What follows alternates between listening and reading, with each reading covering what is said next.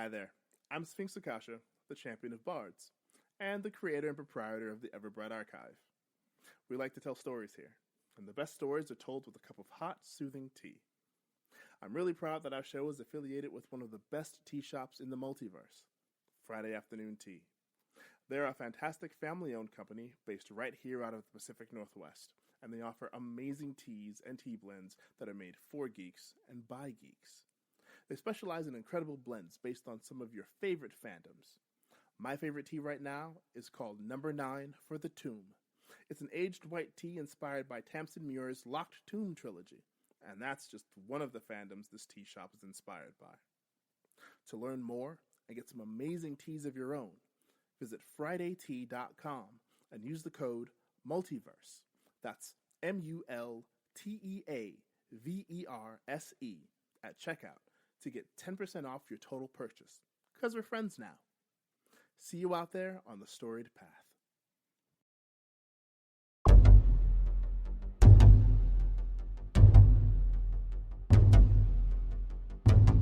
Within each of us is a storyteller, and a story waiting to be told. Universes of our own making that we breathe into life with our very being. And we tell these stories to live, to relate, to entertain, to understand, and to connect. For we are the stories that help others to understand themselves. We tell stories that are funny, sad, heroic, common, and fantastical. For we are all these things and more. And when we come together, share our universes with one another, we create something special. We create a multiverse.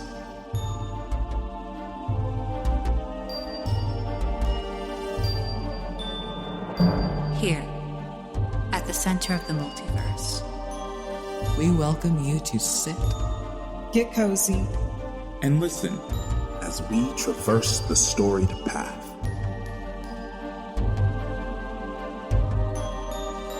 Here, we welcome you to the Everbright Archive.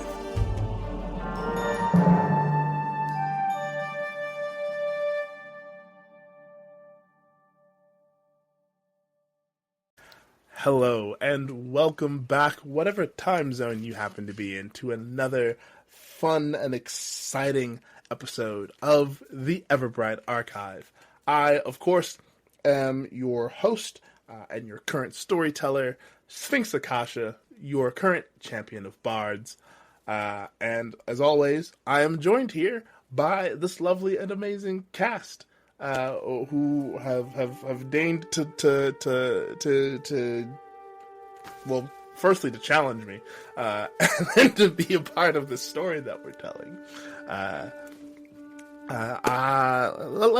Let's talk about them a bit, shall we? Firstly, I want to introduce the absolutely lovely, the gorgeous, the astounding, the effervescent icon who basks in obscurity. The absolutely just chef's kiss of a player and a GM, the amazing Brynniursa. Hi! Hello! Sorry, I had to get make my DM laugh. You succeed. I mean, GM. But hello there, I'm Brynniursa. I am playing Jodie Blaidd. I am playing Jodie Bank, the Moth Woman. And I am so happy to be here. Hello! I love it. Next up, the elegant, the eloquent, the theatrical thespian, the quintessentially coiffed the brutally handsome Bardic Sweet Tea. How dare you? Hello, everybody. My name is Sweet Tea. As always, super excited to be here. Today, I will be playing Malachi Davis, your resident shapeshifter now. Ooh, that's right. We saw his beard. Oh, so exciting. Yeah, looking forward to just getting weirder. Hell yeah. Lastly but not leastly, also gorgeous, ravishing, the amazing, the... I don't know there are enough. The sparkling, the absolutely just... my diamond, your diamond, Madness Diamond. Hi, I'm Madness Diamond, and my cat's trying to steal my food. But you can call me Diamond. I use they, she pronouns. I'm a TTRPG action play performer, as you know. And I play Gemmi Hoard in the challenging part of the championship seeking. But for the last story, I play Lysandra Agni, who is a weird bunny cryptid person. Femme-ish adjacent. I don't know if gender matters anymore when you grow antlers, vampire fangs, wings, and bunny ears, all within the span of like a year, or under a year. But gender is a construct, and not really their thing. But yeah, I'm apparently... There's an A word they don't like, because they're not that at all. Bryn, I will fight you. Well, I didn't say anything. Bryn, are you okay? It sounds like you got a little... It's just a cough. Let me take a drink here. Yeah, it sounds like you had some truth caught in your throat there. It's crazy. You have it's dire. I have so much truth in here. You have not seen them set anything on fire maliciously. Thank you for adding maliciously at the end of that. They are a dancer. And they dance with fire. I rest my case. I can dance. I can fly. Sky dancer. Sorry. Fire dancer.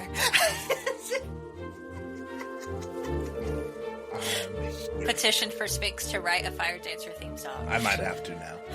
I might have to. Okay, I think we're good.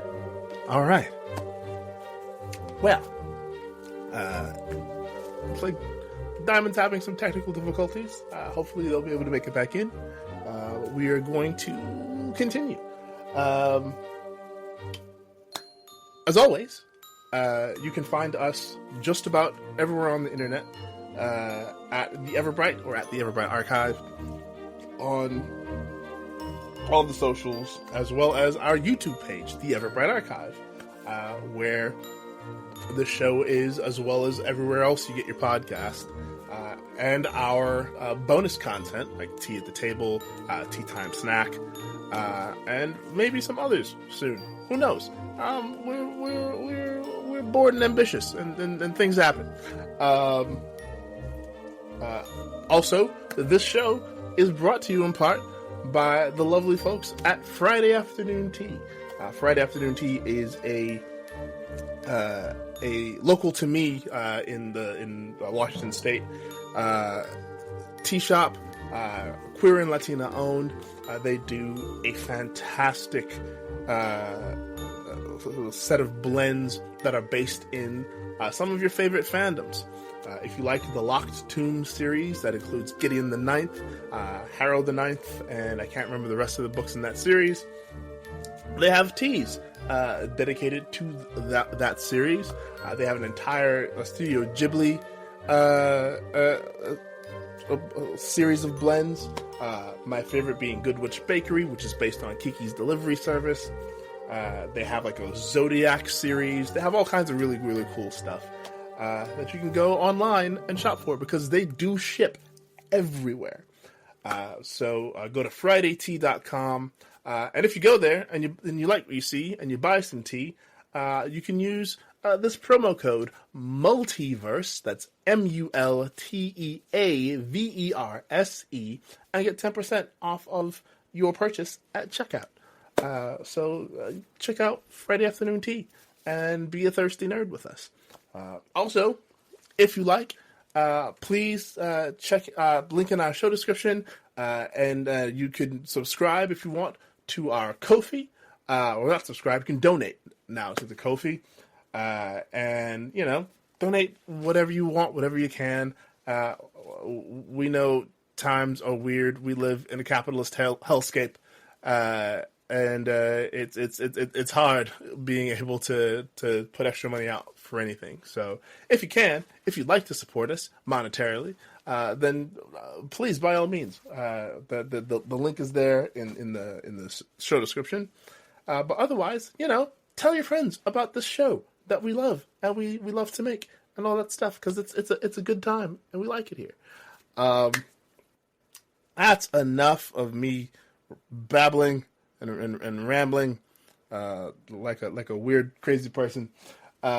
Let's get into our story.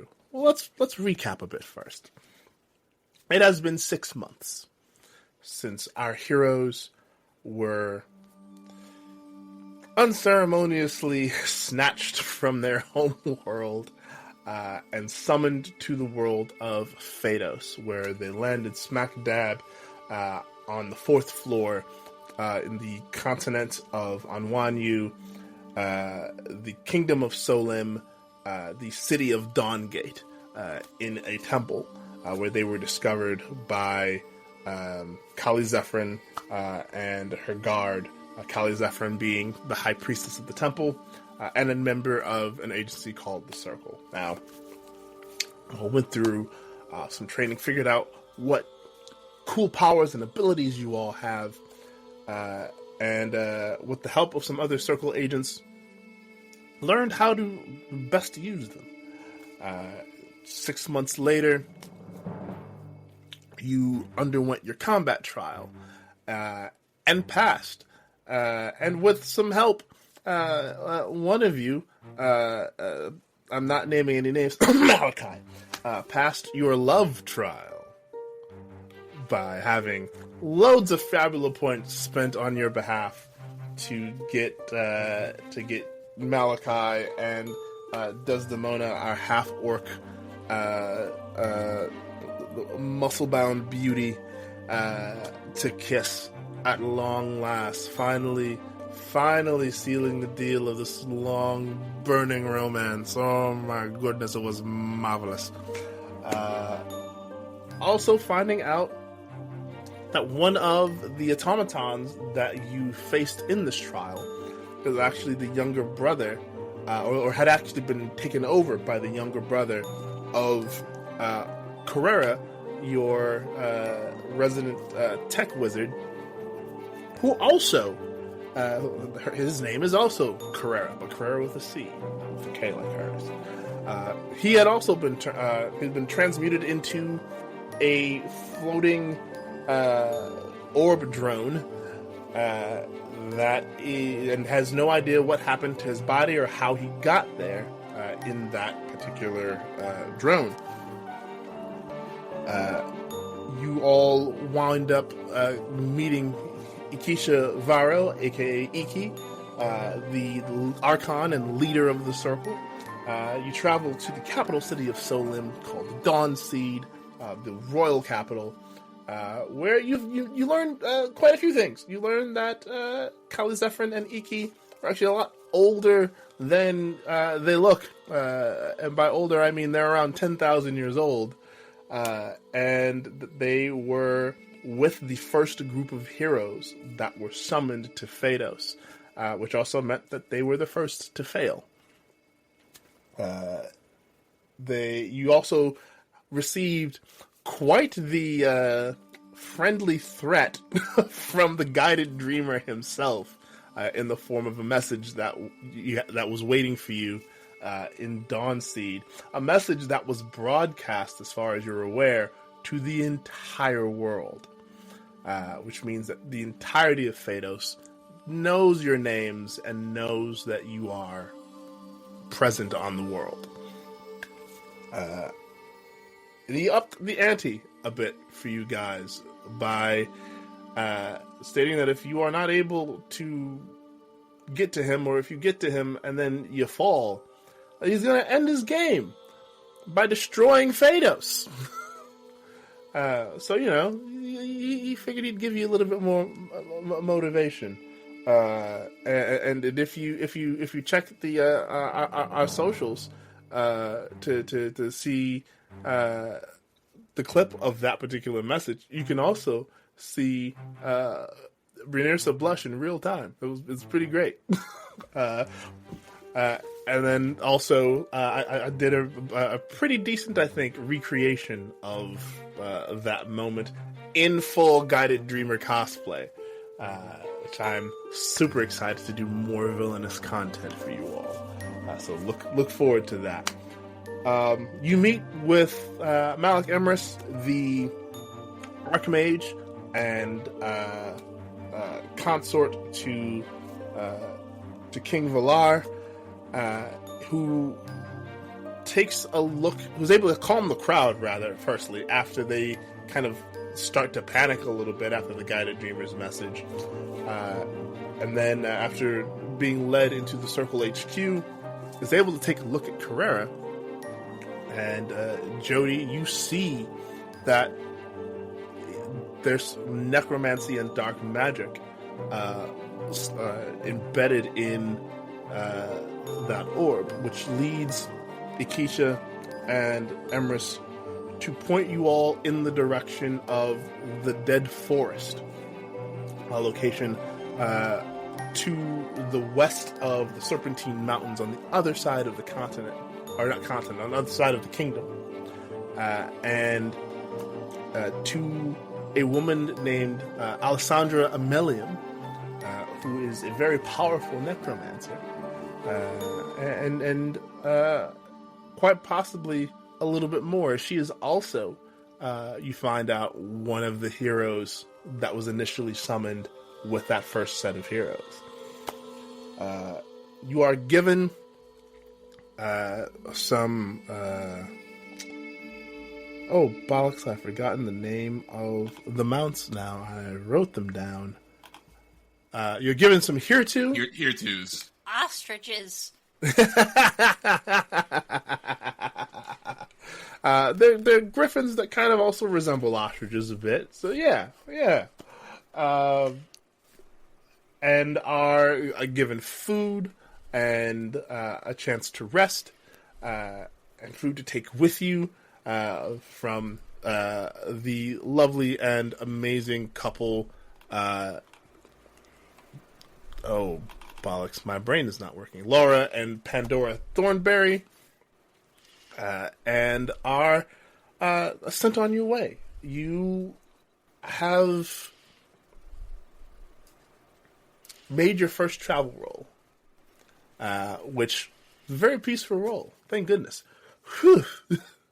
As you travel over the Luminarium River, past farmland and fields. Some of them are very much clear and just beautiful fields. There's the grass waves and the breeze.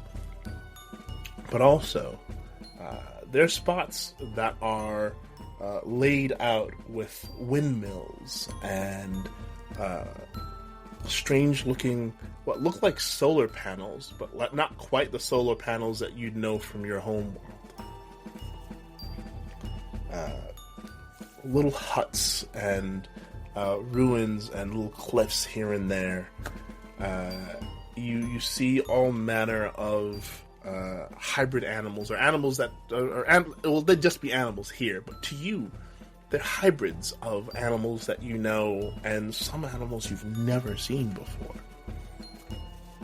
And you make your way to the base of the Serpentine Mountains.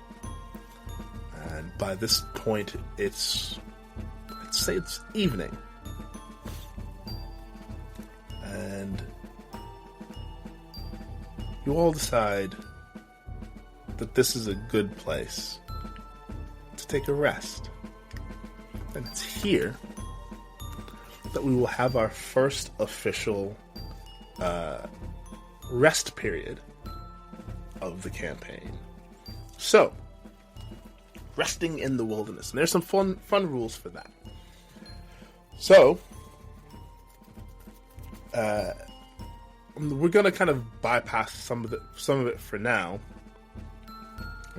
because you don't need to recover any HP or anything like that, because you're still at full. You didn't encounter anything on this particular travel time. But generally speaking, in order to do so, you would spend 4 of your inventory points. One of you would spend 4 inventory points to create a magic tent, which would be big enough for all of you to fit in. But I'm going to give you this first magic tent for free. So you all set up camp at the base of this mountain. And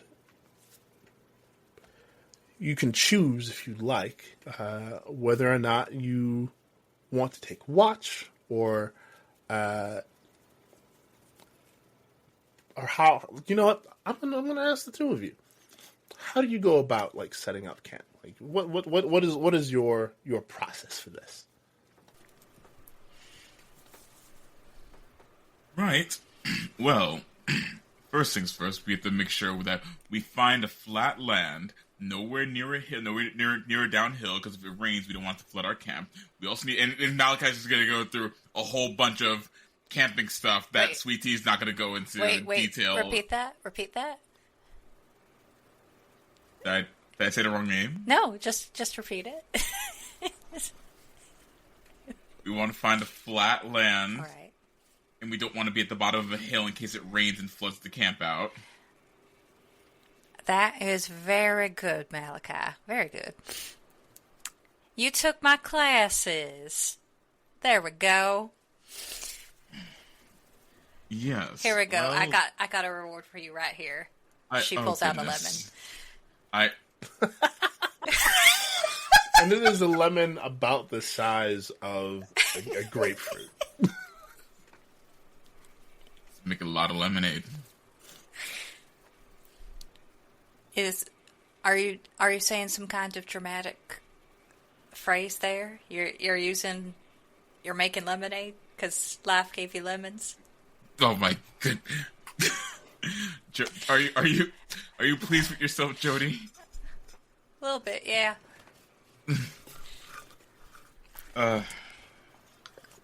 Also, we should make sure that we hang our food in trees in case... Does this land have bears? You haven't seen any yet. It's not to say that there aren't any. But you haven't seen any. Well, either way, there are probably some kind of large critters on the ground that would be very happy if they stumbled across our foods. Yes, indeed. This is kind of a swampish forest, is it? Hold on, let me. I want to look. I want to have a look-see around. Yeah, you guys aren't quite at the forest yet. You are. Oh, we're not at the forest. Yeah, you are on the base of the mountains. You guys are. If you look at the map, I am pinging where you guys currently are. Because you guys get a nice little icon. Okay. How do I see the whole map? I had to zoom out more, I guess. Yeah. Where are you pinging? Do another ping, little ping see. At the north. Got it. There we got go. it. Okay, Okay, we're not. Yeah, we're not there. Okay. No. Okay. No. Okay. I think we're there's a whole mountain range between us and a dead forest. Oh, oops. There sure is. So we're at the base of the mountain. Mm-hmm. Mm-hmm. All right then. So you already said that. And Lysandra's gathering firewood and kind of placing it in a pile. and is just kind of straining. Like you also like created kind of a little bit of a pit. Found some nice sized rocks to kind of place in a circle, and then place some wood and tinder and kindling and stuff in the pit. And Jodie's, because Malachi's got the setup of the tents covered and the food, so she's going to pick a spot, because the wind's blocked on one side from the mountain. She's picking a spot where the wind will be blocked from, ideally, more than one other direction. Okay. So that nothing gets their scents out.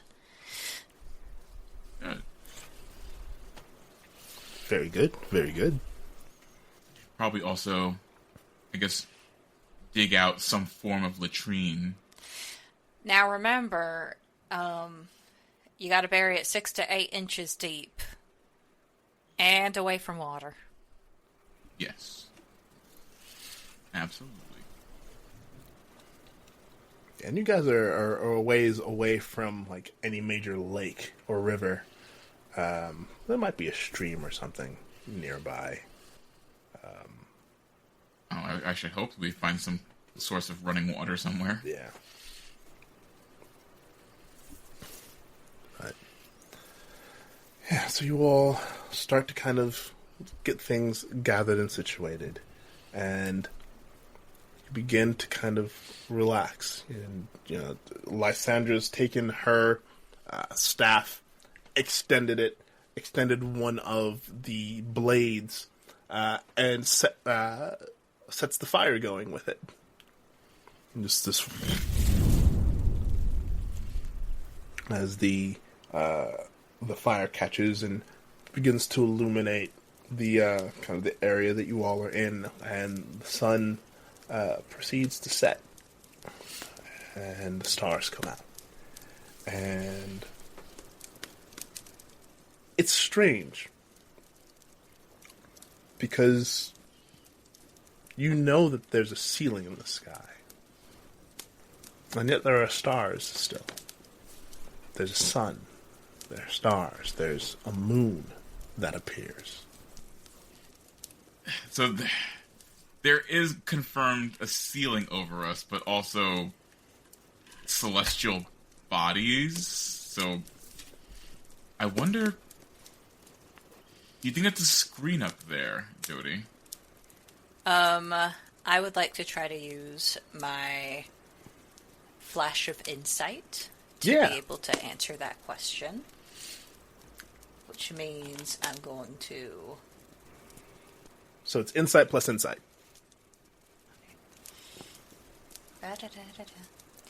Okay. And I feel like that flash of insight gives you a bonus. Yep.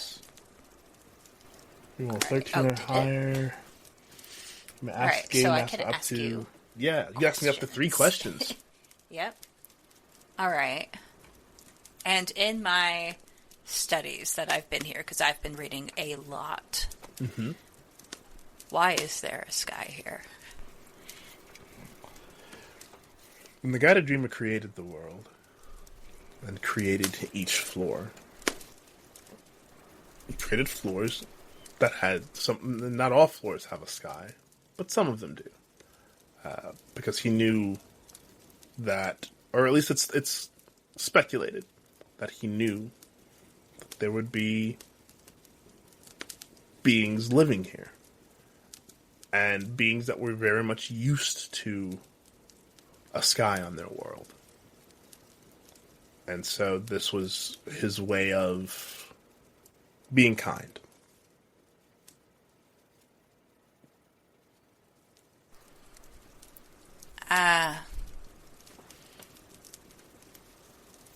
And Jodie has laid down kind of at this point, has been studying the skies, making sure that they're going in the right direction. And she knows that Malachi has been studying to, help them travel, but still doesn't hurt to have a backup.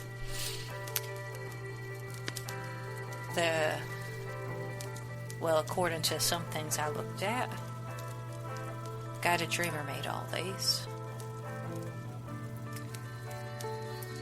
I think there might have been a time when they weren't going around trying to destroy everything. Seem to think that the Guided Dreamer knew that people would be coming, and they were used to skies, so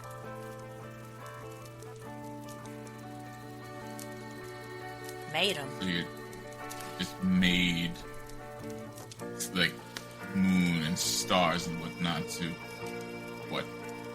Put the visitors at ease. DM. Yeah. Because there's 2 questions remaining. Mm-hmm. What made them think that it was for kindness? Likely on account of the guided. It's speculated again, it's mere speculation, that the Guided Dreamer knew that folks would not take well to the idea of being enclosed in a world from which they could not escape. That they had been used to a place where the skies were free. And even though he was in essence kidnapping people, setting them at ease by giving them a sky to look to hope for freedom, to remember what freedom was for those that were being more immediately summoned, would also be a way to motivate them to work towards their own freedom.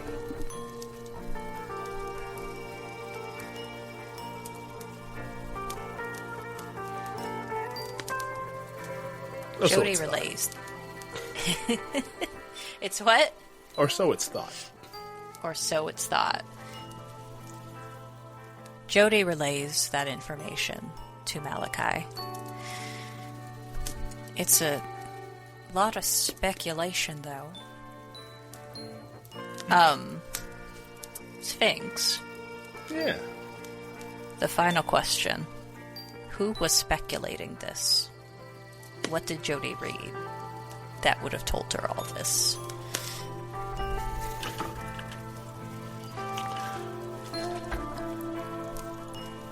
You read a book that was written by, hang on, I have a name for you.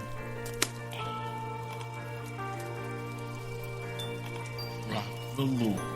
That's what I am, a lore master! Yeah. That's why I picked it. I was like, I want to know. That's what I want to know, Sphinx. All the lore. That's what I want. All the lore you will have.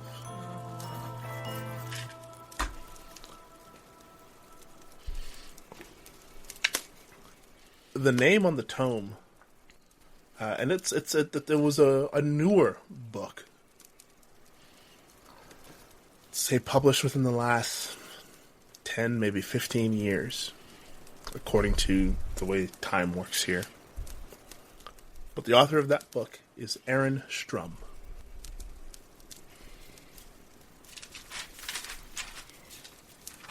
Is that a name that we recognize, like maybe from our world, or just a random name? Yes, it is a name that you would recognize from your world. Aw, snap. It was. Would I recognize it or just Malachi? The both of you would, because they were a member of a group known as the Glitter Force 5 that disappeared some time ago with no explanation. They also went by the name Arcstar.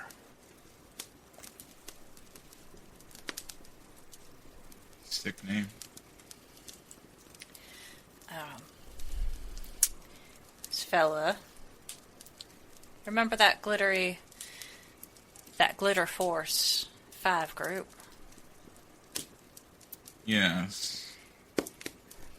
Aaron Strum, Arcstar, wrote about this. And darn it, I'm out of questions. I don't know why. Or I can't remember, because I was learning a lot back then, but he seems to have a certain view of this fella that we're going after.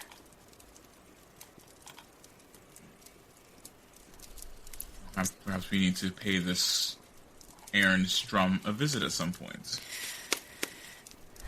Maybe, because I am mighty curious. Sometimes these lines read as sinister. Deliberately making this, give them the illusion of freedom. But then, also making this so that they want the freedom. I guess when you phrase it like that, it seems almost cruel. That's what I'm saying. Dangling something in their face that they're actively trying to prevent them from getting. That's what I mean. It's the tome is talking about the kindness that the guided dreamer is trying to show, but looking between the lines, it's cruel. But it seems cruel to both of them.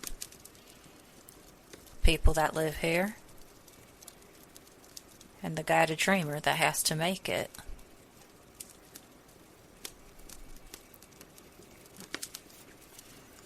Can you imagine that? Orchestrating the mindset of a whole world? Dozens of worlds. No, I couldn't imagine that at all. That's a little beyond me. I can't see how anybody would do that and still be sane. Tell me about it. I pretty much go insane just orchestrating my class. Like herding cats. And from inside the tent, Carrera's orb kind of floats out. Not to interrupt, but did you say Aaron Strum? I most certainly did. Are you familiar? Yeah, he's part of Glitter Force 5. They all got summoned here. He's the one that disappeared after they failed. Wait. He specifically disappeared. What about the rest of them?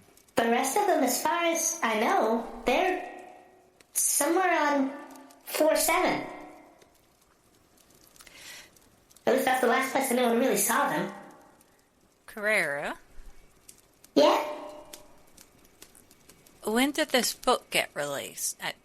Well, no, I don't have it, but Aaron Strum wrote this tome that I read about that told me about these stars up here that y'all have on this floor. Uh-huh. If he disappeared, when did he have time to release this? So they arrived about 15 years ago? I think the book must have come out shortly after that. Maybe by a year or two? Because they traveled a lot before they went to go fight the guided dreamer. Did he ever talk to the guided dreamer? I don't know. I assume they did. When they fought, at least.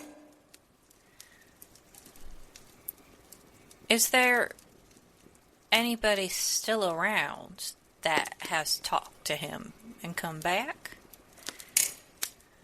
Well, you already know about Iki and Calizephren and Lysandra.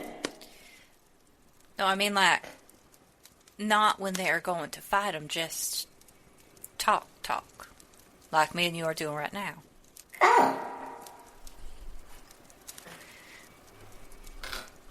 And you see the wings kind of undulate a moment as if he's processing that thought, that question. I don't know. That's a really good question. I've never heard of anyone who has. Just talked to the guided dreamer. I mean, outside of the people who worked for him, I guess. It's mighty curious. You said Aaron's drum disappeared. How long ago was this, and has anyone even spotted him since? If everything I've heard is true, that would have been maybe 10 years ago? Right after they fought the guided dreamer? Did it seem like Aaron's drum lacked the guided dreamer? Oh, I have no idea. That would be a question for the other four. The other four. That would be. But I don't know, sometimes you just seem to know things, Sweet Pea. I was really little when all of that happened, so I just heard about that stuff, mostly. If I look at the sky, does it look like the sky from our world, or no? Oh, with your you being a survivalist, that's definitely not the sky from your world. None of the constellations look familiar. For someone who doesn't know the constellations, it would probably look the same to them, right? Probably. But there's no hint of anything even remotely resembling the Milky Way. Hey, Curator. Yeah? Wanna come teach me something? Maybe? Kind of whirs over. I'll do my best. Well, I want to make sure we don't get too lost. Could you tell me about any... Do you know what constellations are? Do they have that here? Yeah, I think every floor has their own set of them. Alright, can you tell me some of these ones and any stars that don't move? Pay attention, Malachi. And No, you've got it. Carrera tilts upward and kind of scans the sky a bit.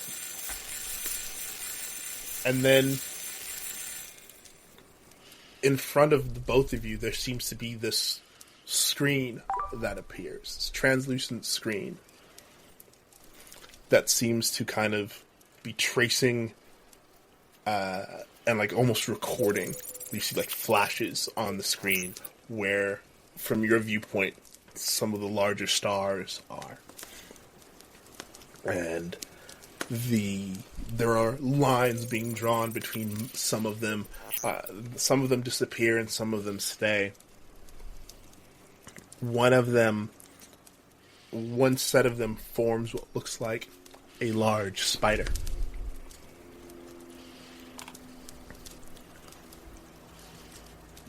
And Carrera's little eye light kind of blinks once, then twice, and then goes into this really, really interesting, almost mauve color. That is my favorite constellation. It is called Odile. It is the spider. It is said that the Odile people named themselves for that constellation. They call him the Weaver. Why do they call him the Weaver? Like, I assume it's because he weaves like webs. Because he's a spider. In their stories, He is the great spider that weaves the worlds together. Oh, like I wouldn't have guessed that. What, even with Charlotte?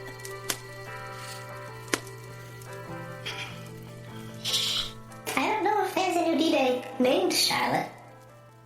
If we need some, we could ask. No, it's Curator. Yeah, we're gonna ask. No, Yeah. we don't need to. That's No, not. it makes sense. They're probably cousins. Oh god. Yeah, so it makes sense. Odile weaves the worlds together, and then Charlotte sends messages throughout the world. No, that's not. It's not a thing. Yeah, I've never heard of anyone named Charlotte. The stories that I've read about the Udine never mention a Charlotte. That's not to say that there is no Charlotte, but they just, a lot of the tales I've read don't mention them at all. The Udine are really nice, by the way. Don't let her misinform you. Excuse me, I'm a teacher. I would never do anything to misinform a child. Never.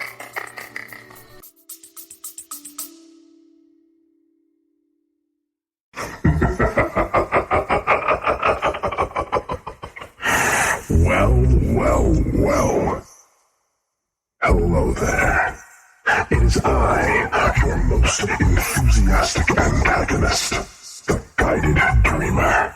And you are listening to the Everbright Archive and the campaign, The Last Story. If our heroes are not careful, it will be their last story as well.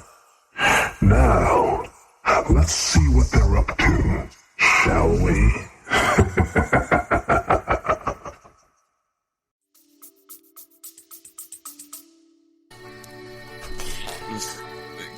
Carrera. And does Odile not move? Oh, Udine moves. Yeah. Okay. Are there any stars that... Go ahead. They usually move with the rest of the stars from east to west. Okay, so the stars move from east to west. Are there any stars that always stay the same? And Carrera blinks again, and the eye goes from that mauve color to green. No. At least not on this floor. Okay. But I've heard that on the Obsidian, the stars don't move at all. But that's just because they are not actual stars, they're just lights embedded into the ceiling. Okay. And so is the moon, because it's always night there. Well, that's kind of nice. I'm Yeah. a night owl. I've never been there, but that's what I've heard. Odile the Weaver. The people sacrifice themselves for that constellation. They weave the worlds together. May or may not be the cousin of Charlotte. And all these stars travel from east to west.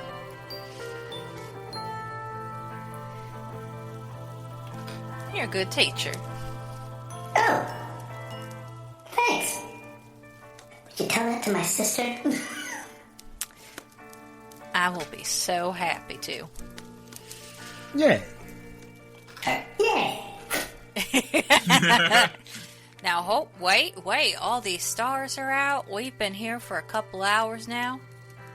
Do you remember what we talked about? No? What did we talk about? Certain somebody going to bed. Oh, no. Well, guess if I have to. Carrera, I'll call Auntie. when is the last time you slept? Auntie Lysandra. I don't remember. I don't think I've slept since I've had this body.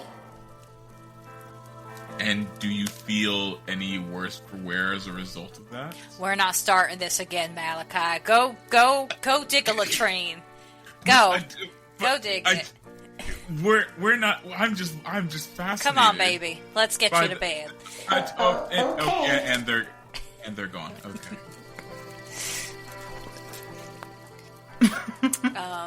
Jodie would like to take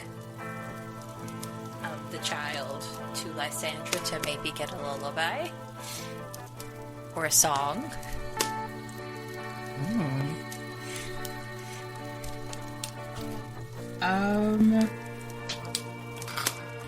And Carrera kind of orbs over, and his eye light goes pink. I saw you set the fire for the trip, Lysandra, with your cool rod. That was really neat. I really liked it. So do you like fire then? Do you like flames and things? Are you asking me if I'm an arsonist? Why do people keep using that word? You can just appreciate fire. I mean, it's fire. It is what keeps you warm Fire at is night. very pretty. It allows people to make things of great sanctity, such as tacos. Like, What are tacos? without fire, we would not have tacos. What are tacos? Buddy. I shall tell you a tale of the delicious takeout food known as tacos. But there will be visual aspects to this. Oh, okay. And Lysandra is going to basically take the staff while they're sitting and spin it slightly to have basically it disconnect to have that chain in the middle. And they are going to grab the chain and basically set the two sides of the staff like basically next to each other with the chain in the center, and they are going to spin it and release just a small mote of a flame that is about the size of Carrera. And they are going to then use the staff to then guide that, and it is going to be in a metronome style. But the sound Carrera is going to hear is the chain dangling and the links clicking against each other. So it's based to just soothe, and it's the pace of a lullaby. And Lysandra's going to paint this wondrous tale of basically like the different things that you can make using fire, and it is basically going to follow a family on an adventure. The dad in the family looks a little bit like Uncle Og in description. You get the sense that like Uncle Og's cooking had a lasting impact. And it is basically this little family going through on a little adventure, which to Jodie and Malachi is just a trip to the grocery store. To gather ingredients, they all have to separate with portions of an ancient creed of making a piece of power. And it's basically just a very much fantasized grocery trip of Uncle Og and family going to a grocery store to get ingredients to make tacos. And they come home, bring their ingredients together, they make the tortillas, and then they put them on a piece of metal over a burning fire that they work tirelessly to basically amp up to just the right temperature, and they make beautiful tacos together and sit down and enjoy them as a family. That is the lullaby. You asked Lysandra to make a lullaby. Okay. This is as much home ec as Lysandra can do. They were a home ec teacher once upon a time. I love that. Make me, please, a willpower plus willpower roll. Okay. DL is 10. I love it. So, with a 16, you tell this riveting tale that Carrera is like now starts rocking along in midair to the rhythm of the chain. But his eye light is focused on you. And occasionally it'll divert to the flame that's moving, and then back to you, and then back to the flame, and then back to you. And then eventually his eye is just fixated on the flame. And as you get towards the end of your tale, you see the eye light begin to change from green to a very cool blue. And then the eye light separates very slowly into several small motes of light that begin to kind of swirl about. And as you finish your story, you hear very softly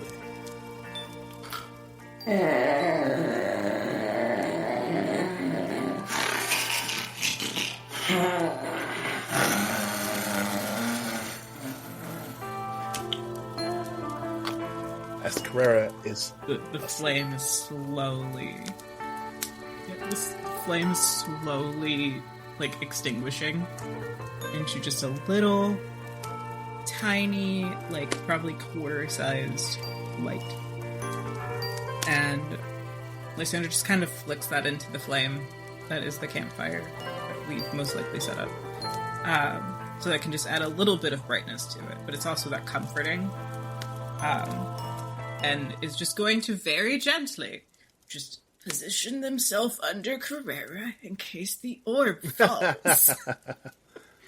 And so the orb does not get damaged. As you position yourself under Curator still kind of like rocking, but the rocking has slowed a bit, very slowly drops into your hand.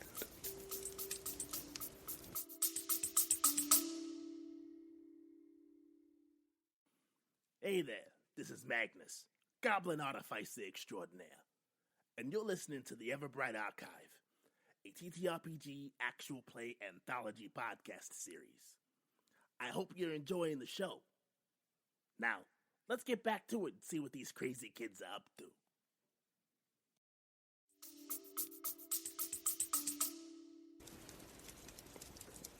I'm going to place Curator right on a blanket. Just gently. And it's just, oh, now I want tacos. Hey, Malachi, can you make us tacos? Well, I suppose I could. I would need some ground beef, some cheese, tomatoes, olives. What kind of seasonings does this place have? Are so gracious, GM. What do we have? So, when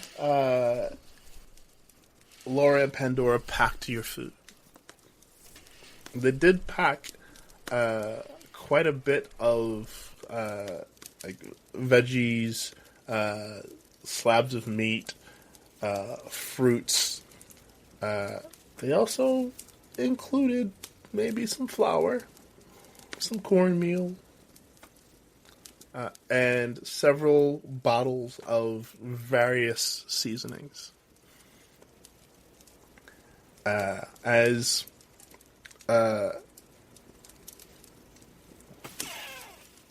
Laura is a gourmet, does not believe in sending people out into any adventure without the proper materials for cooking a proper meal.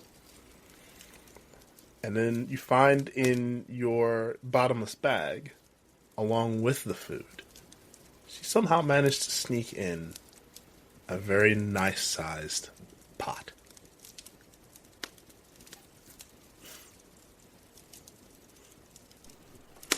I love that woman. I'm so glad she's already married, or else I would have tried to marry her to someone instantly. I'm so glad they're already married. I'm going to make their anniversary so special. You really do enjoy love, don't you? Of course I do. You're going to go down in the history of this world as the one that got everybody together. Love, you don't... How did you phrase it, Lysandra? Oh, what wouldn't you love about love? Love is important, but not everyone deserves to be able to fall in love. It is one of those things where, at the risk of being called the A word again, you do not try to make a fire with wet wood. You do not try to make a fire in a place where there is too dry of a landscape, because you risk making a forest fire. You want to choose wisely whenever you fall in love, or if you would like to pursue some kind of love. There needs to be conversation, and what better conversation to have around love than with dancing. Or with quiet moments around the fire. I don't know if you guys know this about me too much. I used to be a fire dancer in our home place. It is what I actually wanted to do, not be a teacher. I took the substitute teaching job because it pays the bills a little bit better. But, like, parts of the whole festivals I used to perform at, they used to have marriage ceremonies. Where they would have us basically in, like, reef flames around them. So in that moment, like, their love would burn brighter. It was part of a, like, dance choreography we used to do. I'm not an officiant or anything of that sort, but I've seen many dancers fall in love together. I've seen many audience members. I've seen many festival goers fall in love. And they look across the flames together and have a connecting moment. So music and fire and dancing, it's like, it is all love. Which is why it is easy to see it in others and then want to encourage it. Add a little bit of fuel to the flames, if you will. Or just nurture them a little bit more. It doesn't have to be romantic love. It can be familial love. It can be friendship love. It can be love of thine self. It can just be love. It is one of the best things you can experience sometimes. So when you call me an arsonist, call me irresponsible. I'm very responsible with wanting people to fall in love. And the right people to fall in love. It's not like I tried to get Jodie and Duke to kiss. That wouldn't make any sense. Especially since I don't remember who Duke is. The werewolf. Duke is the one who trained you. Oh, right. Who sniffed us. What an odd process. I don't judge. It is not like I would try to get Jodie and the Guided Dreamer together. That would be an impossible feat. Especially since you want to take his head off. Yeah. Where I would like to take his no, head off. we can each take a limb each. Oh, wait, there's a limb to spare. Rock, paper, scissors.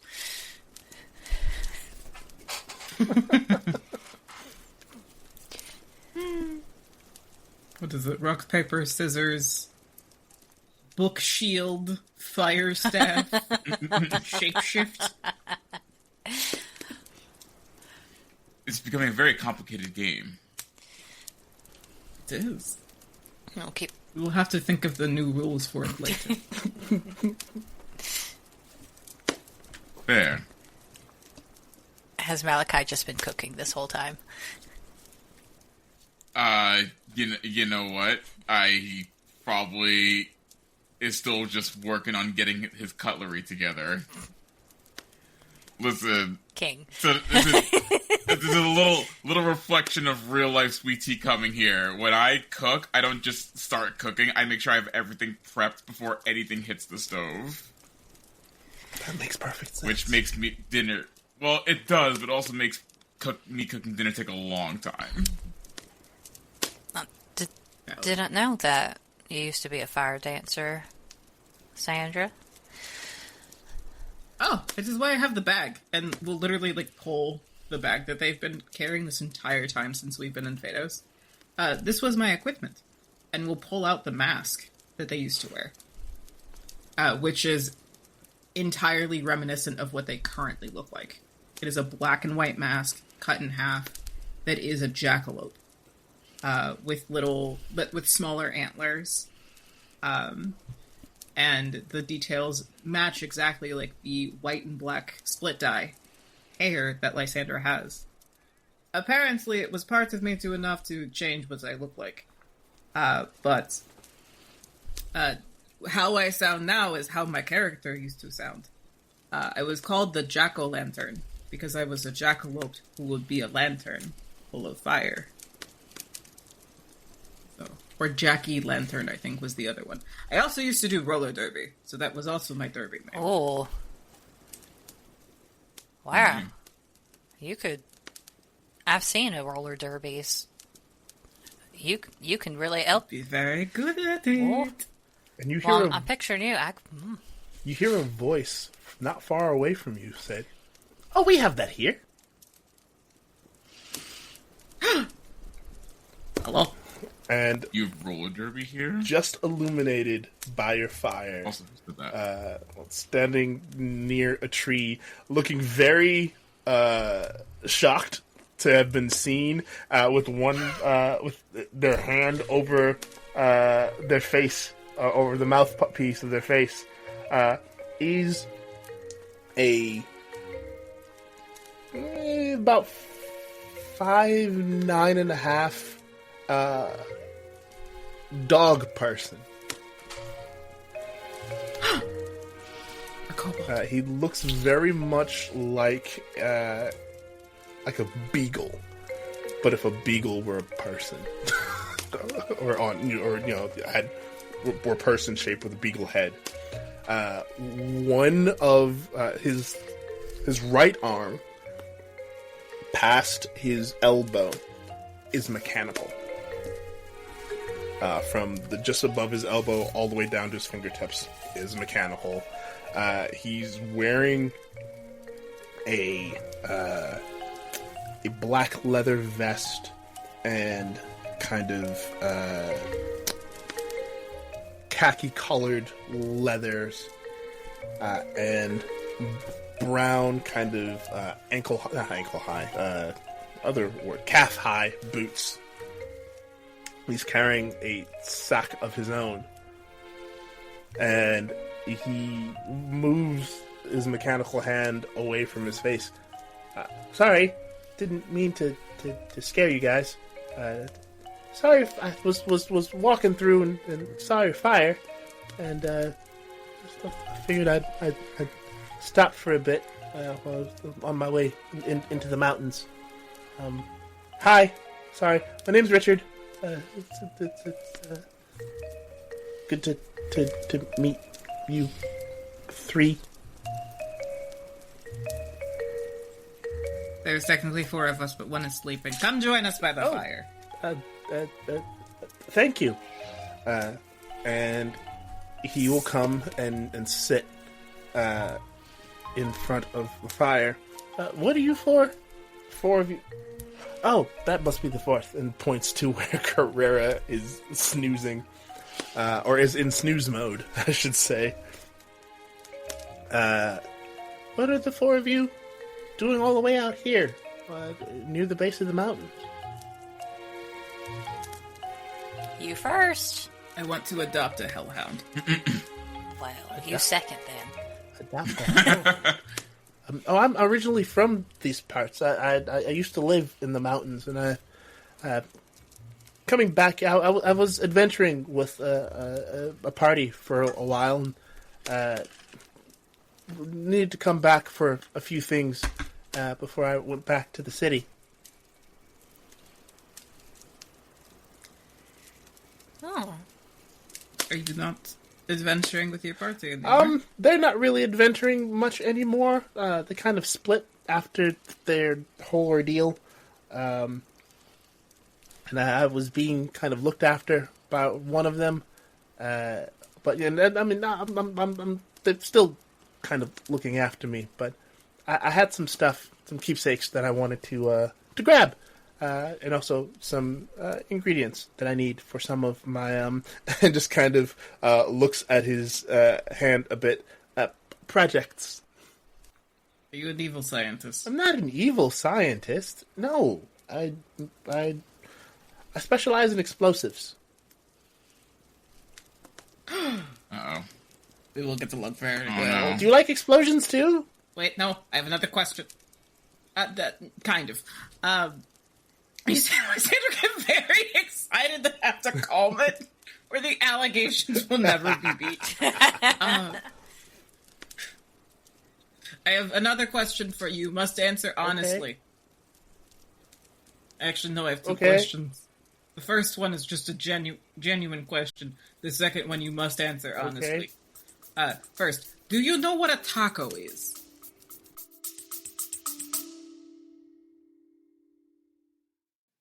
Hi there.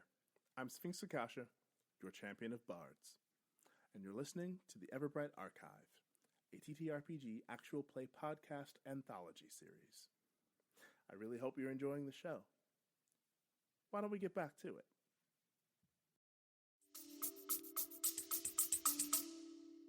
A taco. I feel like I've heard about tacos before, but I've never actually had one. It's a food, right? Yes. Yeah, that they make them in Anthem. We must now go to Anthem to get you a rhinoceros horse and to get tacos. Talking to Jodie. Why do you want... he turns to Jodie. Why do you want a rhinoceros horse? Those things are huge. You know how sometimes you just want something? Yeah, I do. That's what I want it. Well, good luck with that. Can you imagine us just riding through these mountains with a rhinoceros? Or, what's it called again? Tell me again. The rhinoceros horse? The rhinoceros horse. Well... Me and the rhinoceros horse against this mountain. Let's go.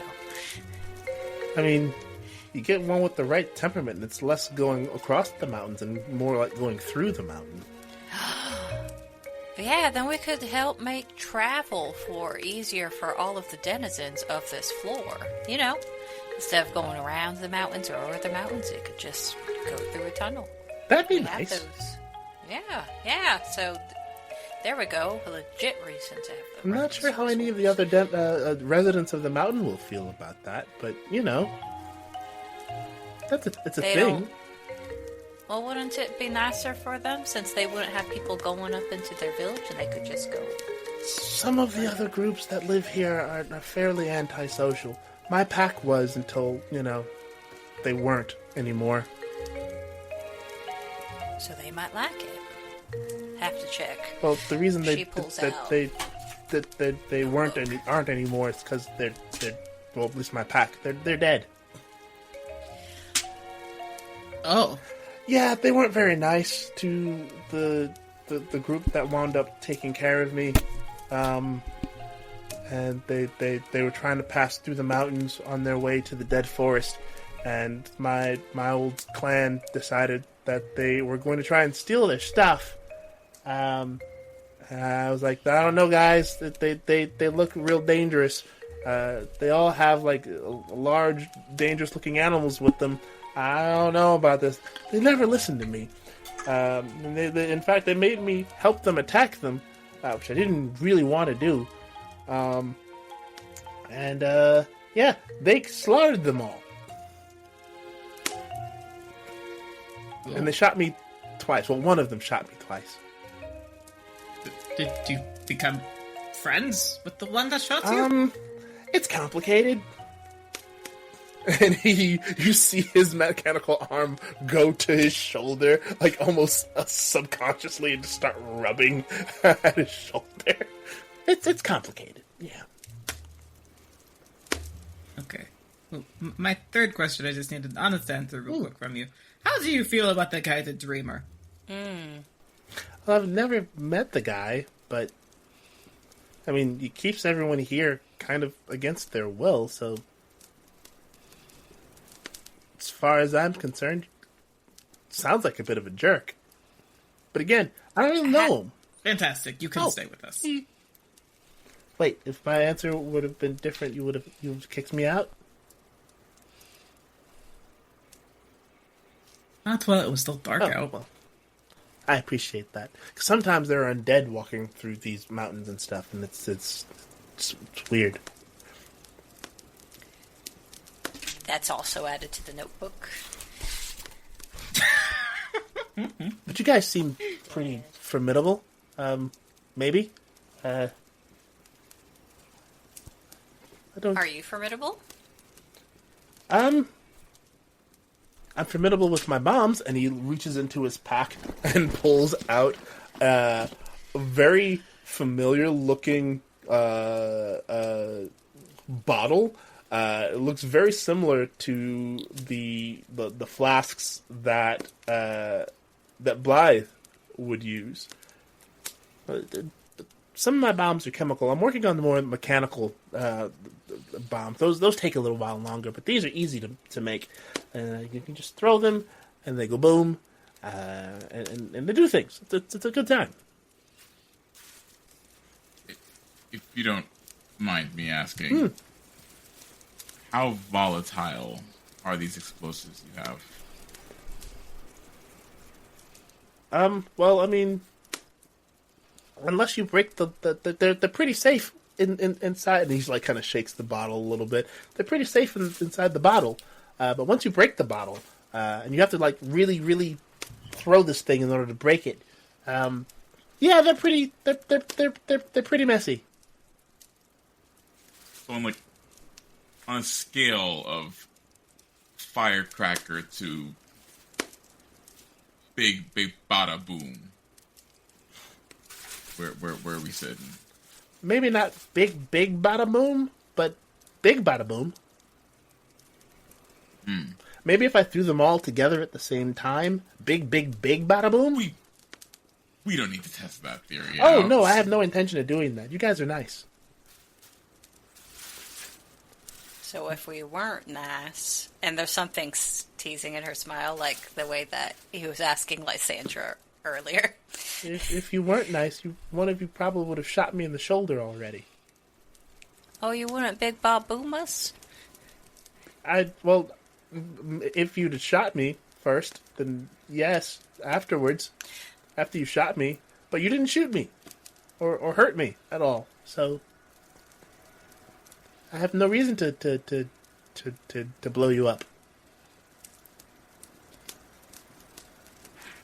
Gives him a little clap on the shoulder. Yeah, we're feeding him, right? Well, if Malachi finishes his cutlery arrangements. I've probably started cooking at this point. Okay. Oh, you're as meticulous as Uncle We are Og. feeding you. You know Uncle Og? Yeah, I've been to his place a couple of times. Oh, I love Uncle Og. He's a great guy. Yeah. He makes really good soup. Real good soup. Oh, I miss his chili. Oh, his chili's to die for. I liked the bread. Good It bread. was good bread. Very good bread. And then the soup in the bread bowl. Yes. Oh, I can contribute to your meal. And he reaches into the bag and pulls out a rather large-sized metal thermos. Is this the right one? Unscrews it, smells it. Yeah, this is the right one. When he puts it down in front of the fire, it's a lovely blackberry mead. I didn't bring any cups. I didn't actually expect to find anybody out here, so. We might have cups. I'm going into the bag of bullshit. You pull out a bunch of mugs.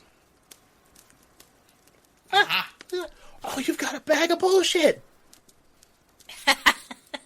Yes. I haven't seen one of those since Lysandra. Yes, we do. Do you know Lysandra? Yeah, well, we helped helped her, escort her back to her house a while ago. What was that? It's been like a year? Wait, are you with the party that helped her a year ago then? Yeah.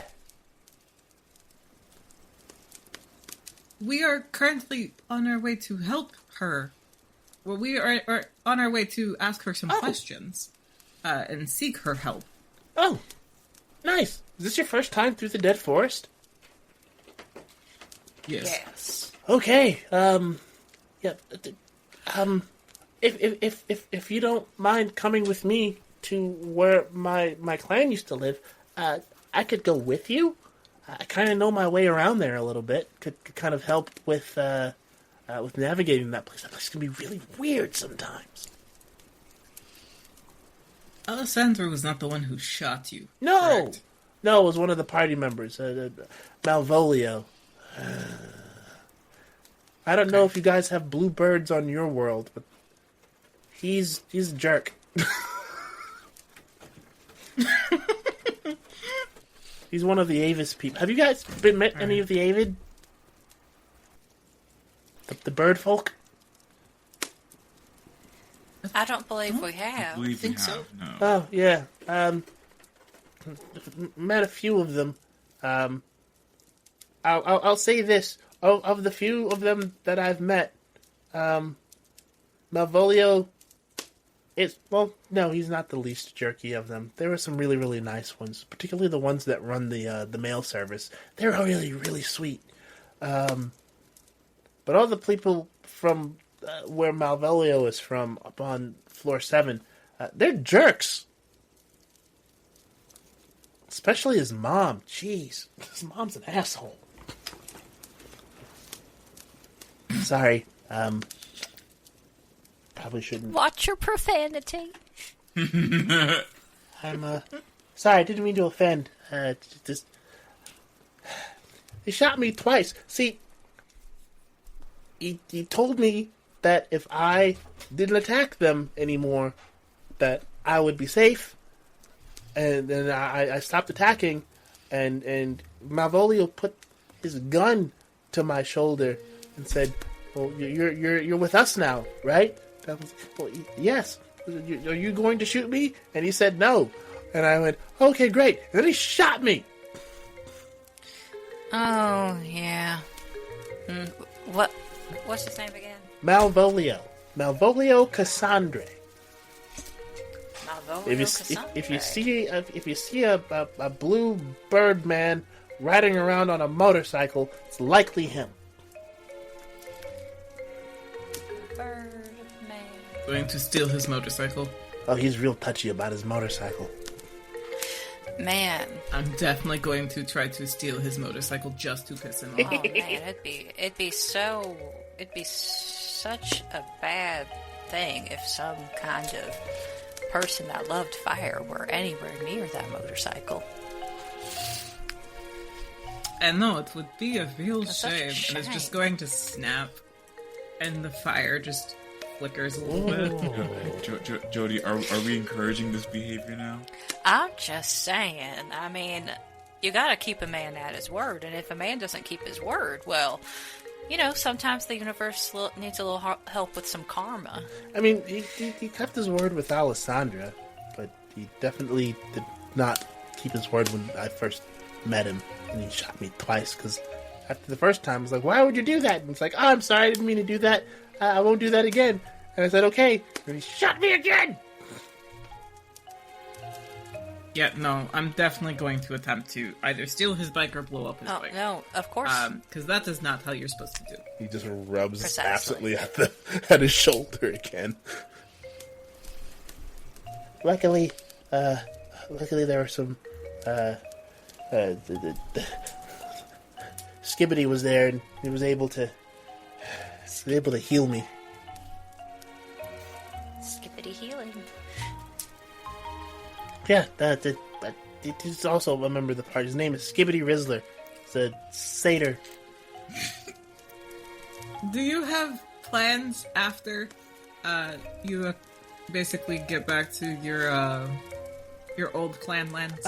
Well, my plan was to collect my gear, and then head back to Dawnseed. That's where my friend Delaney is hanging out.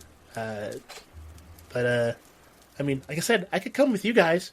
for a bit. I could take a detour and come with you to help you find Lysandra. She's a nice lady. A little weird, but nice. My favorite kind, truly. It's a little bit of excuse us. We need to have a little bit of a teachers' conference for a moment.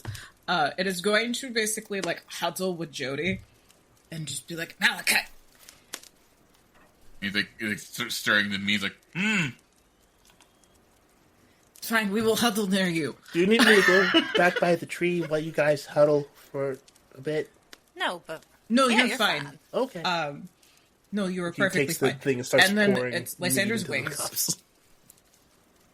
Yes. Lysandra's wings are just gonna completely, like, pop out and wrap around to create, like, a barrier.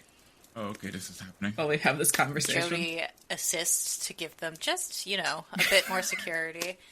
Rolls her shoulders back. The moth wings come out. Also. We are going to take Richard with us, correct? I mean, that appears to be where we're headed with this conversation, yes. It would be nice to have a guide. And we are going to then escort Richard back to Dawnseed? We didn't have a... And forgive me, all this is Brynn, not Jodie. Jodie is an icon that remembers everything. We didn't have a clear objective after visiting her, right? The only objective is that if she gives us hints about Carrera's body. Because she deals with necromancy and basically soul things. So if she knows anything about reconnecting a soul with a body. Okay, alright. But, I mean, after we talk to her, if she doesn't have anything pertinent that we need to go chase down, like, we should probably go back to check in with everybody. If there's nothing for us to follow, because I am real worried about Chronicles not having their body, I think it would be nice to escort Richard back home, or back where he's going, since he's being so kind as to go with us and navigate the land for us. I mean, we certainly don't want him getting shot again, so... Oh, I'm definitely okay with not. Yes, no. I am definitely going to blow up that bird's bike. He can probably That hear is us. going Hold to up. You hear He from hear over us. where he's sitting. It's fine. You don't have to worry about Malvolio. They're back on floor 7. Yeah. Laoghaire. Listen, I am going to worry about someone who shot you after giving you their Sorry, word. what floor was that again? Hang The on, notebook floor makes 7, another appearance. Isn't that where Glitter Force 5 is? Oh, you know about Glitter Force 5? Yeah. Do we know about that? Do we know about that as characters? Yes. Is that meta knowledge? We just learned Okay. about that earlier while you were having tech issues. Alright, well we have to go to floor 7 anyway, so we can go bully this man. They're on fine. the Meridian, which is an island that was sinking for a while. But it's not sinking anymore. So it was a wild time. Real wild time. Yeah, I think Alessandra Alright, would be the great wings come back to down. help you guys. Oh, you can both have wings. That's crazy. You have kind of the wings Yes, mine of are a just bat, little. and you're one of the larvae, right? So I'm told. Were you not always a larva? No. We were not always like this. Did you not see the inter-level broadcast that There was went the on? broadcast? About what? I was wandering. Probably someplace where there was no broadcast thing. What did I miss? Oh good, not everybody. That's what I was just thinking. Malachi, I think this could use your special touch. Come on, tell him. While you stir, Yeah. tell stories. Yeah. Makes the food taste better. What? I don't think that's how cooking works. It is how cooking works. I taught home ec. Well, What is home ec? you- it's a place where people learn how to do various household things. Like sewing buttons. Yes. Oh, like a mom. And in like, And not setting fires. I was just about to say, in Lysandra's case, trying not to set a fire. Oh, like an arsonist. Fire safety buddies are important. Yes, like that. Like, I'm sorry, like what? Like an arsonist. That's what I said. No, I was trying to hear from her. Oh. I get this distinct feeling that they don't like that word. No, I do not. I just told you a whole story about why that word is irresponsible, and it's calling me irresponsible with love, and yet here we are again. I see, Malachi, what you think of me. And then Lysandra's just gonna tap the staff once and just kind of just poke. Like threaten to poke Malachi with it. I'm just pulling at your pigtails. She doesn't have any... Oh, that's an expression. That's a turn of phrase. Yeah, I've been learning about idiom. those. You got it. Also, tacos are probably about ready if someone wants to start grabbing some shells. Well, I'll grab the shells while you tell Richard what happened. The broadcast he missed. With the big hologram jerk that we're gonna kill. Guys, you're on your way to kill someone? Well, I mean, Not right now. Yeah, We're not right killing, this second. Yeah, we're helping somebody else with something first. Oh. I mean, you know of the guided dreamer, right? Oh, yeah. He's because he's very likely a jerk. Yeah. Is that who you guys are gonna go kill? Well, that I thought depends. only heroes could do that. Would that upset you? I thought only heroes could. Okay. Well, the cogs are turning. Are you guys Finish telling the story. That's the title we've been given. His eyes are just I'm not. wide. Mouth just agape. I'm not. Tall. I'm not tongue entirely rolling sure. I feel like the connotation of hero is very.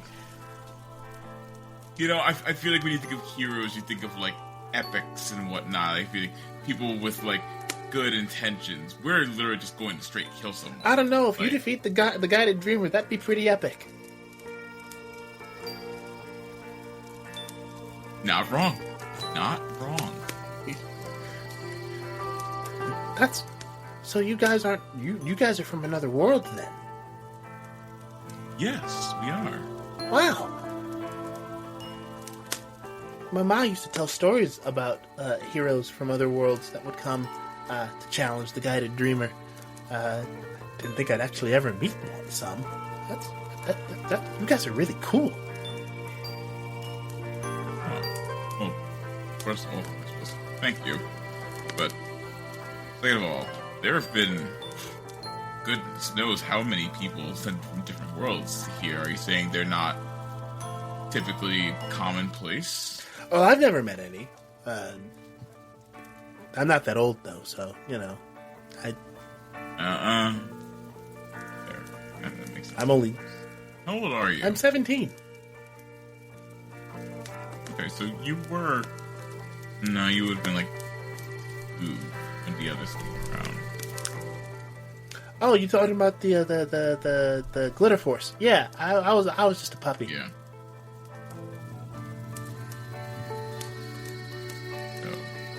Okay, so I guess I'd make that tracks then. Yeah.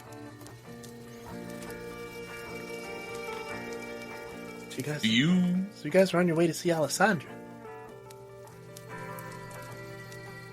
Yes. Among other things. But I believe we also need to get someone here wants a hellhound. A hellhound? I do, in fact, would like a puppy. Oh, Lysandra might know where to point you in, what direction to point you in for that. She's got a. I do not wish to take her puppy. Yeah, she's got a big undead dog herself. So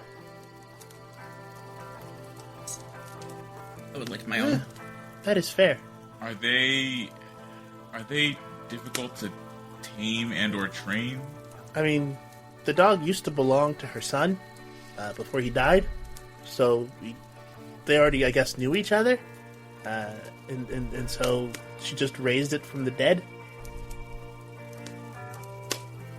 The son didn't die from a dog-related incident, did he? No! No, we learned that from the thorn. Whenever we were getting food with the thornberries, remember? They were telling us about how Lysandra is like the dog and the son were soul bonded. So when the son died at war, the dog died. She was grieving, so she brought the dog back to bring back a piece of her son's memory, potentially. That's kind of how that worked. And then we wound up going to find the general that was responsible for her son's death and murdering him. So that happened too. So we avenged him for her. Okay. That was an interesting day. Wonder if that crater is still there. Imagine it was very cathartic. What's still there? A crater in the obsidian kind of blew up his stronghold. Oh. Yeah. It's how I lost the arm. Oh. Yes. I have someone I would like to introduce you to back in Dawnseed. I think you two might get along very well. Cool. Yes. Her name is Curator. I've heard of Curator. Yeah, she's a legend. Yes. This is little Curator, and points to the sleeping orb. That's her brother? With Carrera. Where's he been? She's been looking. I heard she was looking all over the place for him. In an orb. This is why we're going to Lysandra. Trapped in there? We don't know, but he's currently sleeping. Sorry. It's fine. We're trying to teach him that since he is still a growing boy, he still needs to take sleep. Right. That's fair. That's fair. Wow. But yes. So we are going deeper into this whole thing to take him to see Lysandra. I have a side thing that I would like a puppy. Preferably a hellhound puppy. They sound very interesting and adorable. Lysandra would definitely know where you And then I can also feed souls of my enemies to it, apparently. Which, that is just a perk. Yeah, Lysandra would definitely know where you could get one of those. Probably Dirge. And I got the book, and it pulls out what is basically necromancy for dummies. Oh! Are you going to be a necromancer too? I don't know. Maybe. If it feels right. Huh. That's cool.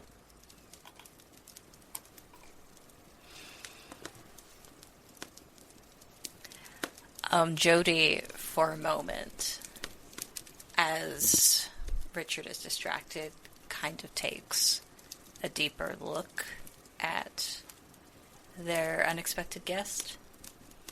But he's just so young, she can't see past that. She's just like, oh no, this teenager's out in the world, and his arm's been shot off. Do I need to kill two people here? I might need to kill... I'm becoming a murderer. She's like... she tried to use her flash of insight, but she's gotten down her own rabbit hole of... Oh my goodness, people just shoot kids' arms off here. Gonna blow up his bike and his arm. I'm just... Is he just like? Is she just like outwardly just staring at him? Until he's no longer looking at Lysandra, then she looks at her mead in her cup. Yeah, a lot's happened over the last year and some change. It's been a wild time. But the group that you were traveling with, they were not heroes? They were just no, adventurers? they were just a bunch of teenage adventurers. Yeah. Yeah. Huh. They're members of the circle too. Should you all be in school? Well, I suppose my clan didn't really have school, and I don't know what was up with the other five of them. There's 5 of them. So, I don't know. Don't know why they weren't in school, or what actual school is. Maybe I should look into that. That sounds like an excellent idea. I think that is precisely what you should do after. I know one of them is engaged to another tinkerer fellow. I think she might have been the oldest. Then there's Eleni. And Skibbity. I don't know where Skibbity went. And Malvolio went back to the Meridian for a bit, but was supposed to meet back up with Eleni later. Because they're also kind of a couple. But you don't have to worry about me and Malvolio. I've got my own. And as he lifts his arm, the fingers separate and form a gun barrel. It's like, I'm well protected now. And My goodness. cocks a gun. Oh, you are adorable. We definitely need to introduce you to Curator. If not, we need to introduce you to our friend Blaidd. Oh, y'all yeah, two would. Oh, have another student. That sounds fun. Yes. There's a little chant that I think Blaidd would be good at teaching you. Oh. Cool. It is very energizing. My brother had a chant that he would say before he was killed. It was usually like chanting magic to try and kill other people and steal their shit, though. I mean, stuff. I'm sorry, ma'am. Oh, that is all right. Look at you being a little gentleman. Oh, you didn't much like when I used colorful words before, so I'm being respectful of that. Oh, well, it's from an old instinct because where we came from, we were in charge of some people around your age, and profanity was very much discouraged in the setting where we taught them. You were teachers, and so, oh, yep, I've heard of we teachers. were teachers. All of you? And it yes, actually. and looks at Lysandra. Even you? I was a substitute teacher. I kind of just got stuck. Oh, But you didn't Someone decided leave. not to come back from maternity leave. See, the teacher decided not to come back from maternity leave. What was I supposed You to do? could have left, and you chose to stay. Nobody made you stay. You could have said no to that long-term teaching job. Would you like to say no to Q? I have said no to Q.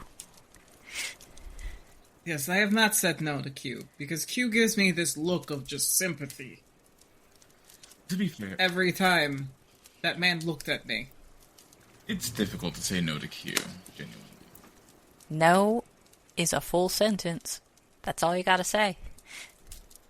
I realized no is a full sentence, and then whenever I would tell the students, it's like, yes, I may not be your teacher, they would all get very up in arms. Few of them called me their favorite. oh, they really like As they should. I was... Apparently, they like learning about fire safety. Sure to get lots of practice with you. You know, my staff now has blades on it, and it's just going to put the staff back together into one full, like, quarter staff, and then one of the blades pops out at the top. Really cool. And Malachi's smile just, like, instantly drops. Like, oh, that's cool. That is cool. Mm-hmm. It can do lots of cool things, Malachi. Would you like me to test them on you? Oh, you know what? Come on, a little demonstration. Let's go. As fun as that sounds, I'm gonna have to... Who wants tacos? Where are those shells at? What's going on with those shells? Tacos. I'm just gonna click the button to make the quarter staff smaller again, and all the blades collapse into The it. shells have been set up next to the meat. Thank you. All right, we shall teach you the art of making a perfect taco. Oh. Malachi, go first. Wait, what do you mean a perfect taco? What is your perfect taco? Well, I typically... So I do 2 layers of cheese, like one at the bottom of the shell, and then I do put the meat on, and then more cheese on top of the meat. Above and the then table. I add in... Yeah, that's the proper way to do that. And then I'll put in, like, lettuce and tomato and taco sauce. All right, but you're forgetting one thing. What am I forgetting? You got to put a taco under the taco. Oh, like a shell underneath for the drippings. Yeah, yes. That's smart. That's smart. That's smart. It falls into, then you have a second. Some people like to do a little layer of sour cream underneath the veggies and cheese. I'm okay with that. I'm okay with leaving that out. Not a huge sour cream. I don't know what sour cream is, so that's cool. It is basically dairy. Yeah. It's a Like spreadable milk? Like thing. butter? Kind of.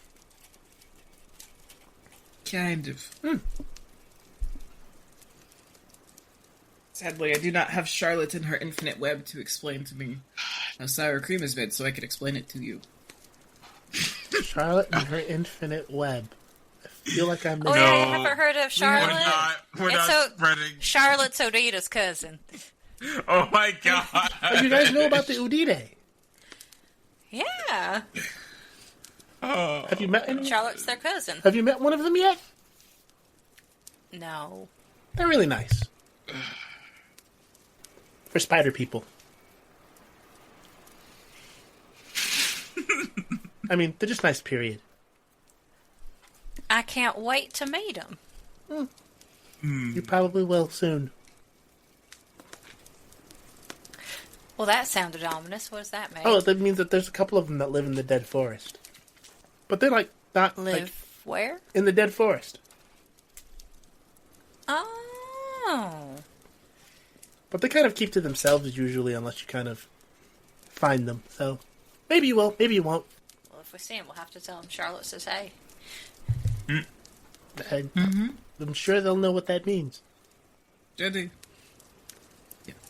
Jodie, you should make your... You should teach Richard how you make your taco. Yeah, how do you make your taco? Perfect taco. Well, very similar. I gotta deploy a second taco shell underneath first of all. So, because I'm kind of clumsy when I eat things with my hands. So this is paramount. Okay. It's absolutely paramount. Now, I like to brush on just a little bit. And she reaches over to how he is preparing the stuff. Just a little bit of oil right here. Or butter. He's watching intently. Mm-hmm. All right. And what meats did you cook, Malachi? I guess whatever this universe's equivalent to ground beef is. So, like, no... Okay, so... So, yeah. You got something that resembled ground beef. You don't know what animal it's come from, though. All right. As long as it tastes good, that's what's important. So now, we've deployed the cheese and stuff in the similar manner, but we need to include 2 vital ingredients. We need to have lime and garlic. Call this a little carne asada. Oh, I don't know what that is either. Well, that's what this is. Oh. but you just squeeze the lime over the meat like this. She demonstrates. And I like to add a bit of cilantro. What else do I like to add? I'm literally thinking about this too hard. Some pico de gallo. I like adding a little bit of salsa, but I don't think we have salsa here. Ooh, some pickled red onions, yes. Oh. And then, just a bit of cabbage. And can't forget the guacamole. Guacamole? All things holy guacamole. Oh, okay. That's a lot of stuff on a taco. Well, that's why we have a second taco. Oh. Because some stuff's going to fall out. So you planned for that by having a second taco underneath the first one? Mm-hmm. Huh. Because watch, and she takes a demonstrative bite. And although her mouth is closed and it was a very neat bite, stuff does spill out and it goes onto the second taco. Oh. That's smart.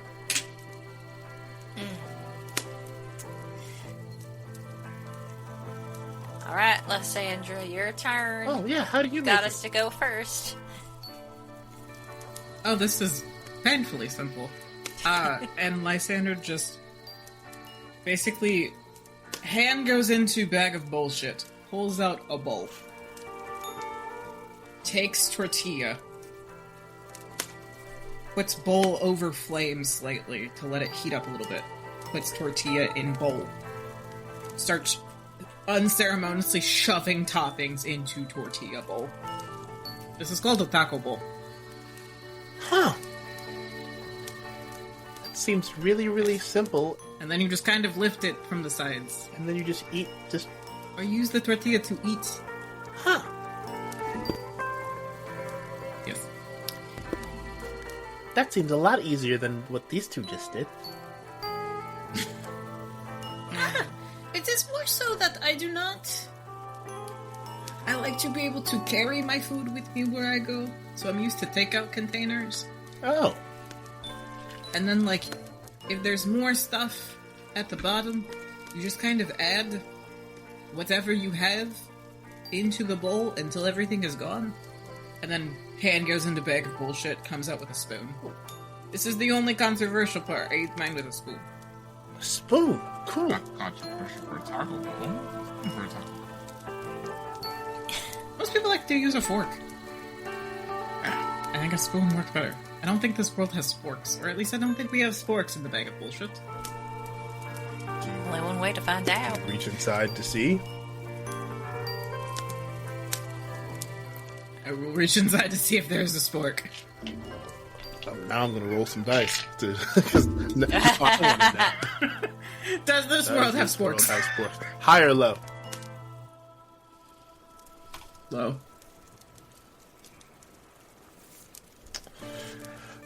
No sporks, but you do pull out a metal straw.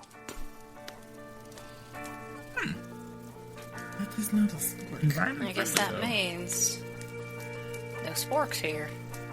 Yeah, what is a spork? Maybe not on this level. It's It is, hold up the spoon. So when a spoon has little prongs on it, on the end of it.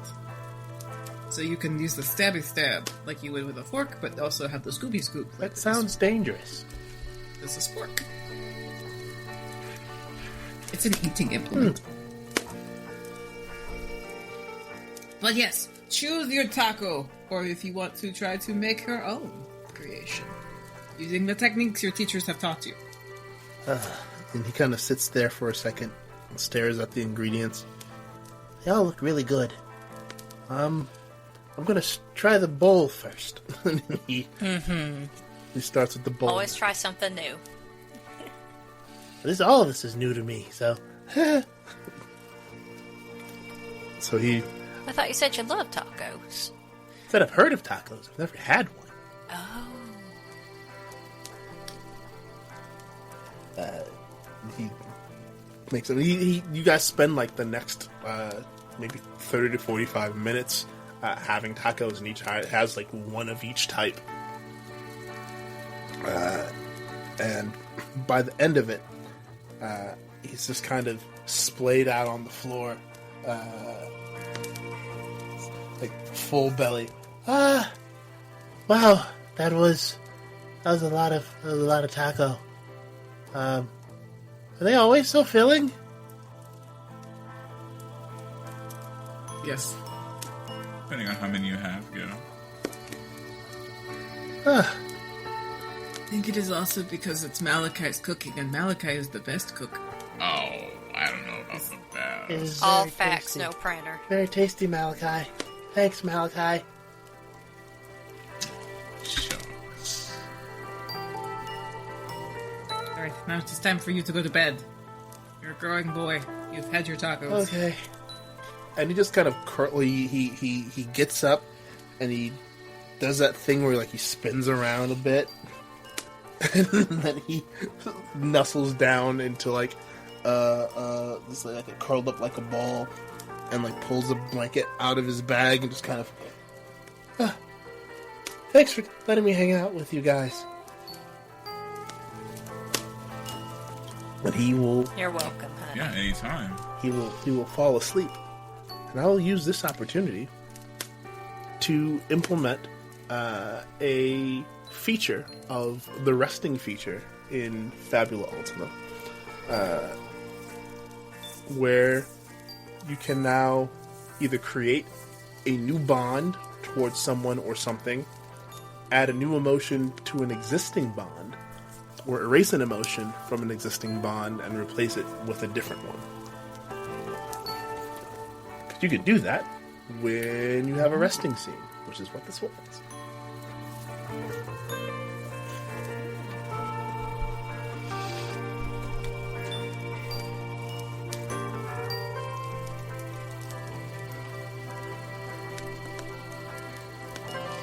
I'm gonna have you. I would like to. Oh, sorry, go ahead. Oh, I would like to add a Okay. bond with Richard.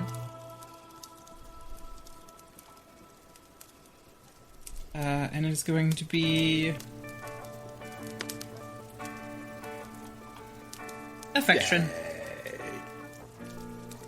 Now, besides adding a bond, what are our other options during a rest? You can create a new bond towards someone or something, add a new emotion to an existing bond, or erase an emotion from an existing bond and create it and replace it with a different one. I would also like to create a bond to Richard.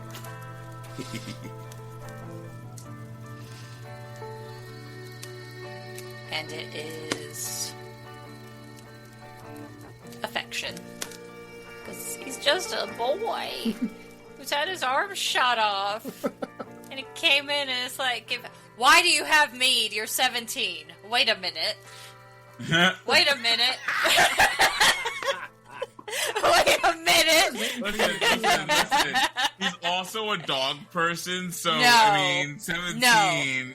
This is a boy. This is a boy. He's gonna get a talk. He's gonna. In fact, that's what happens. As he goes to sleep, you both see a realization, like, looks at the cup, looks at the sleeping child. Why does he have mead? I do not know what the liquor laws are here. Yeah. I guess I'll also... In certain countries, you can start drinking at 16. Yeah, like that. Yeah, I know, but... It seemed like that thermos was very full. I think we probably drank more of it than he has, so... He has carbs in his stomach? It's fine. Just make him drink water to me. This could. If he's 17, his mind is in a very key stage of development right now. He can't be drinking mead or it will get not unchecked. It is not like he's been ham-fisting it. He has had, like, a cup with us. All right. Keep talking me down. Keep talking me down. It's fine. He seems like a very responsible young He's a boy. very responsible young boy. We're good. Okay. Plus, Curator now has a friend to hang out Oh, with. they're gonna- It's about the same age. Oh, they're gonna. Maybe a little bit older.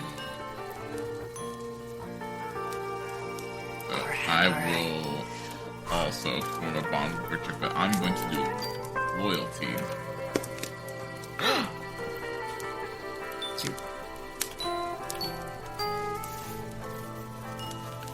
Nice.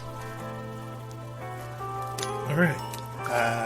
And how would you like to do, I guess, bedtime? Do you take watch? Do you all just bed down for the night collectively together? I will say that given the travel roll to get to here, you not finding anything, I would say that would carry over into the sleeping arrangements. So you probably do not need to take watch.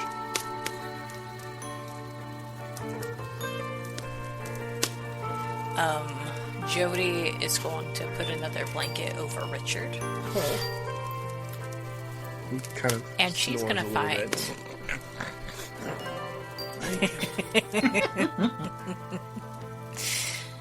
and she is going to find a nice tree that kind of overlooks the area. And she's going to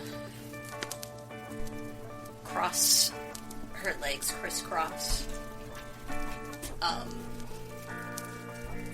shrug, and have her wings kind of fold over herself. Nice. And seeing as they are secure from that, you said the earlier roll secured us. She is going to... They've picked a good area. No rocks are going to get them. They've learned that a tribe that did frequent this area was eliminated by a former party. And she's picked the area, their food's away from camp and up in the trees. No wind's getting in. This is a good evening to just... probably the final rest that they're going to have for a while. Cool. But still positioned that hopefully something would wake her up if anybody just try to come in here. Yeah. You also notice that the Heretus have all kind of like bedded themselves down where you've tied them off and are also like kind of heads nestled into their wings. It's kind of...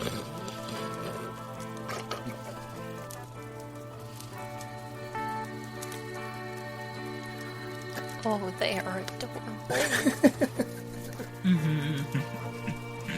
And do you do anything else while you are nestled up against the tree? Or is that how you decide to fall asleep? That is how she decides to fall asleep. Okay. And do the two of you also sleep outside, or do you go into the tent? I have a tent for a reason. I may as well use it. Alright. Malachi, you go into the tent. What about you, Lysandra? Lysandra's gonna stay up for a bit. Basically watching over Richard while he sleeps, but is going to go into the tent momentarily just to move Curator into the tent. And then they are going to pull out their own sleeping bag from their basically like fire dancing gear, because they have one of the ones that like you open this thing once, it is never fitting back in the bag. It is one of those like camping sleeping bags that's like compressed, but it is the curse of once you open this, it is open forever. You can never put it back. But Lysandra's like, I can actually use that because we have the bag of bullshit. So I actually have something to put this in. So they are going to finally open like this sleeping bag, and it's simple. It's a like this very like fall orange color, and it's got little motifs of like basically leaves on it. And it's the inside of it is camo print because most sleeping bags are. And it's got like the little like pillow, or the excuse for a pillow it comes with. And it's just going to kind of set that up and right near the fire, and they're going to pull out the book of basically necromancy for dummies. And they're going to page through that a little bit. Maybe, like, making a couple notes here and there on something that looks interesting. They do the awful thing of they fold pages in half to make a crease that could be rectified if you put enough weight back on the book to basically mark places. So they don't intend on ever returning this book. They're just going to get a new copy and give it back to Malik. While you were reading this book, I'd love for you to make me an insight plus insight check. Oh no, we're about to find out how smart and or not my character is. Yep. Insight? 4. With a 4, at this point, I think you're tired enough to where, like, you see the concepts. They're very well illustrated, but your brain is having trouble holding on to them. There's also been I don't know how much mead you had, but the mead's not helping. The tacos make me sleepy, and then the mead makes me warm, and then the fire is cozy and crackling, and then Richard's snoring. Yeah, there's the sleep is starting to overtake you. Yeah, and they're going to just basically fall asleep with. They're going to just basically fall asleep with their face in the book. I love that. Something Diamond has done many times. Self-call out. Real. And as you pass into sleep, the night passes without incident.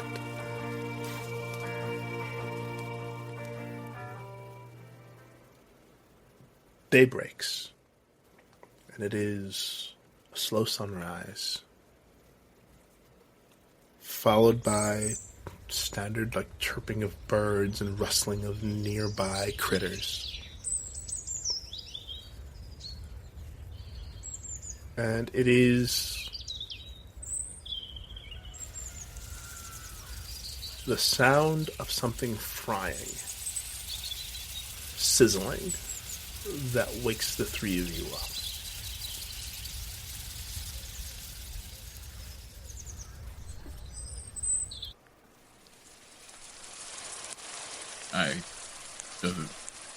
What does it smell like? It smells like cooking meat.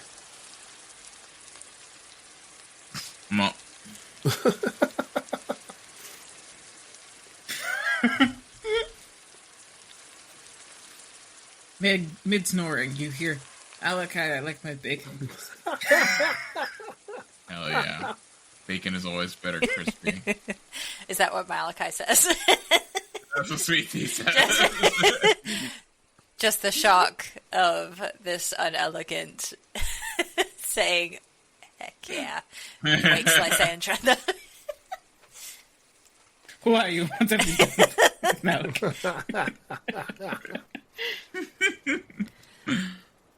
Yeah, we'll wake up slowly, but it's just very much the still snoozing in face in the book. It's like, Malachi, I like my bacon crispy. And then it's just kind of the stretch. Okay, who is making breakfast? That's what I'm wondering. That's you. Jodie wakes up against the tree. Arms stretch, and so do her wings. Little flutter. And you all see, sitting cross-legged in front of the fire, is Richard with the pot. Just kind of... Oh! Good morning, Miss Jodie. Morning, Richard. What you doing? Well, you guys were so nice to invite me to come and sit with you and hang out. I figured I'd make you guys breakfast.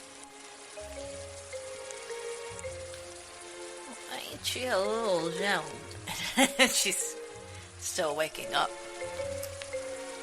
Well, I had some food of my own, and I figured, why not? The least I could do.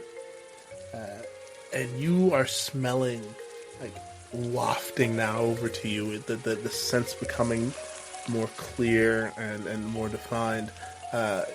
Sausages and bacon together in this pan. Hope you guys are hungry. I made a lot. I wasn't quite sure how much you all eat. I'm sure we'll polish it If we off. don't finish it, right, if we don't finish it, we can put it into the BOB. That's true. It's supposed to keep vaguely refrigerated, I think, or preserved. I think that's Yes, the word for it keeps things preserved. That's how Lysandra always explained it to me whenever she made food and then would put the leftovers in her bag.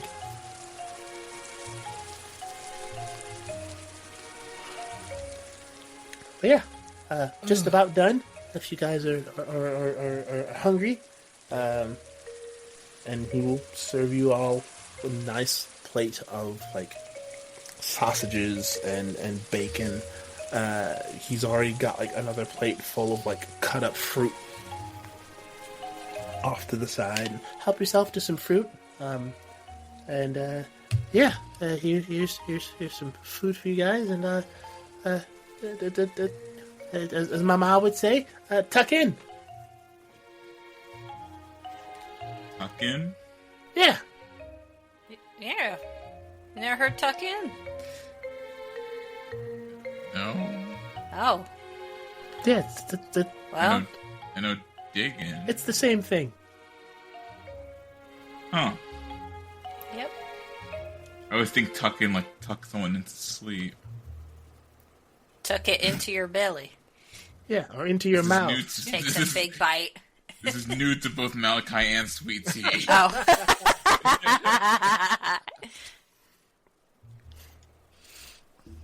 Lysandra happily takes the food, but the first weird combination you see them make is basically taking bacon and wrapping it around an orange or like some kind of citrine and just eating that together.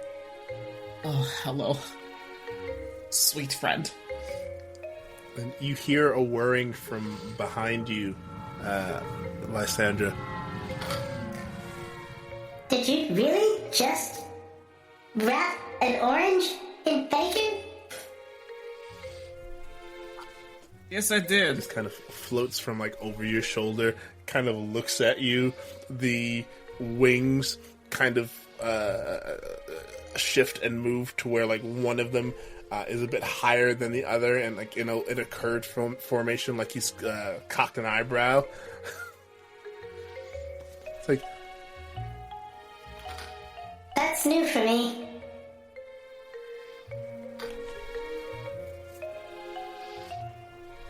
Well, you should sit down and have breakfast with us, even if you do not eat. I will sit, but I've tried eating in this body, and I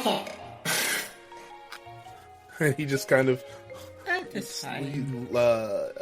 lowers himself down and like sits on the ground next to you, but like as he reaches the ground, this little spindly legs will appear to cushion him, and he'll just kind of sit and will finally like settle.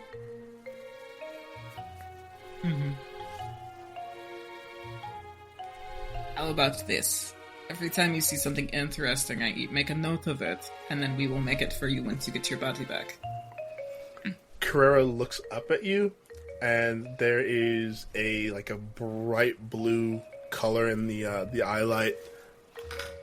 I like that idea. It's gonna be a long list. Also, you should... it is fine. We'll have time. You should also meet Richard. Richard is going to guide us to Lysandra after we help Richard retrieve something from his former home. He was with the original group of people who helped travel with Lysandra about a year ago. And Curator turns to Richard and the eye light kind of winks like it's blinking. And he says, "Oh, I heard about your group. You were with that Skibbity Rizzler fellow and the bird boy that was apparently a jerk." And Richard's like, "Oh, so you've heard about Malvolio and Skibbity? Yeah. I traveled with them. Yeah." "You guys killed Conan Red. That's not a small feat." And Richard goes, "Oh, you know about that too, then?"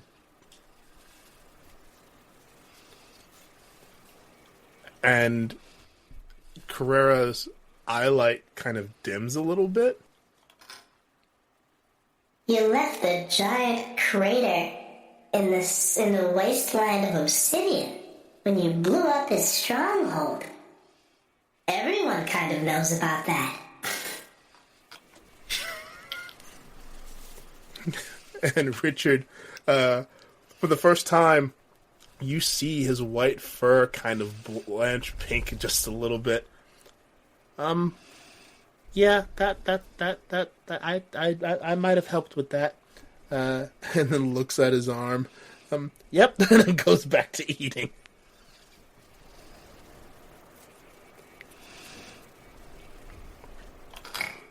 And Carrera's eye light kind of brightens back up again. "Well, it's nice to meet you. Welcome to our group, even if it's only temporary." And Richard's like, "I appreciate that. Thank you." Big piece of sausage stuck in his mouth. Ah! And you guys have a lovely, companionable breakfast together. After which, you all begin to pack up your things, which Richard helps with. And which of you will allow Richard to ride with you on your Hirtu? I will. All right. Richard will ride along with Jodie on the Hirtu as you all start to progress up the mountains. Our resident wayfarer, would you like to make a travel roll for us, please? Sure. I'm rolling a d6, correct? I believe so. Wait, let me make sure, because there is a... Okay, so for forest, mountains, open seas, and swamps, the standard travel roll is a d12. But because of your feat, you get to roll... I'm rolling a d10. Yeah.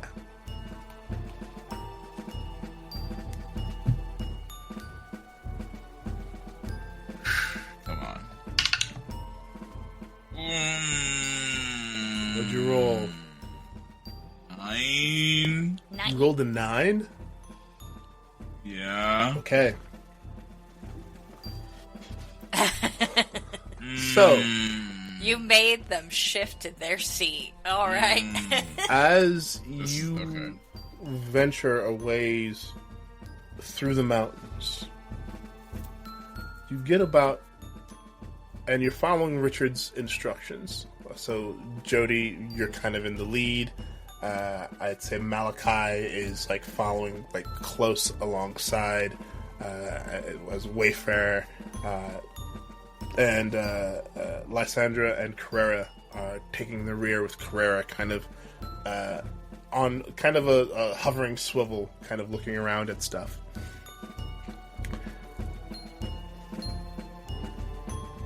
And you hear Curator suddenly say, "Guys, I'm sensing some movement, coming our way fairly quickly.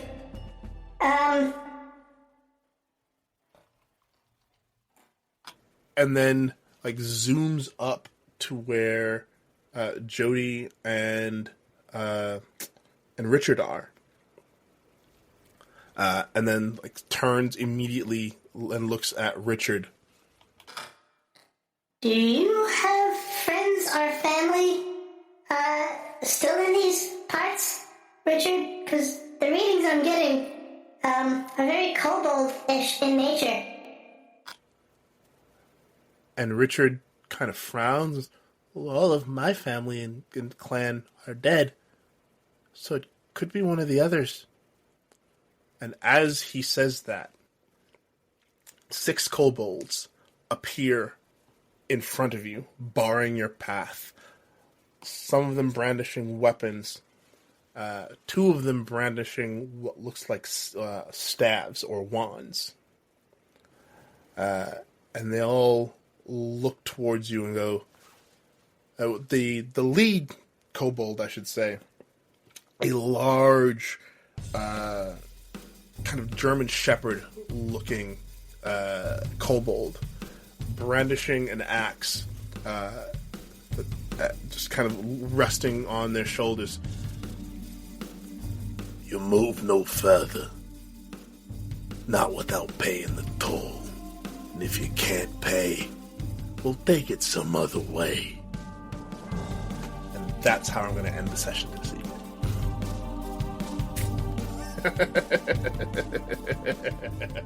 I love Bryn's fisticuffs. So, well done, everyone.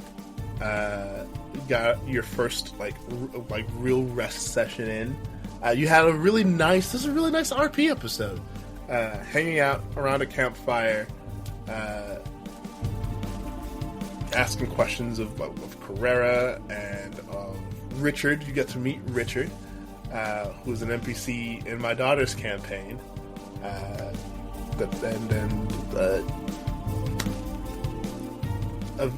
Telling them events that haven't quite happened for them yet, but you guys are here in their future, so whatever.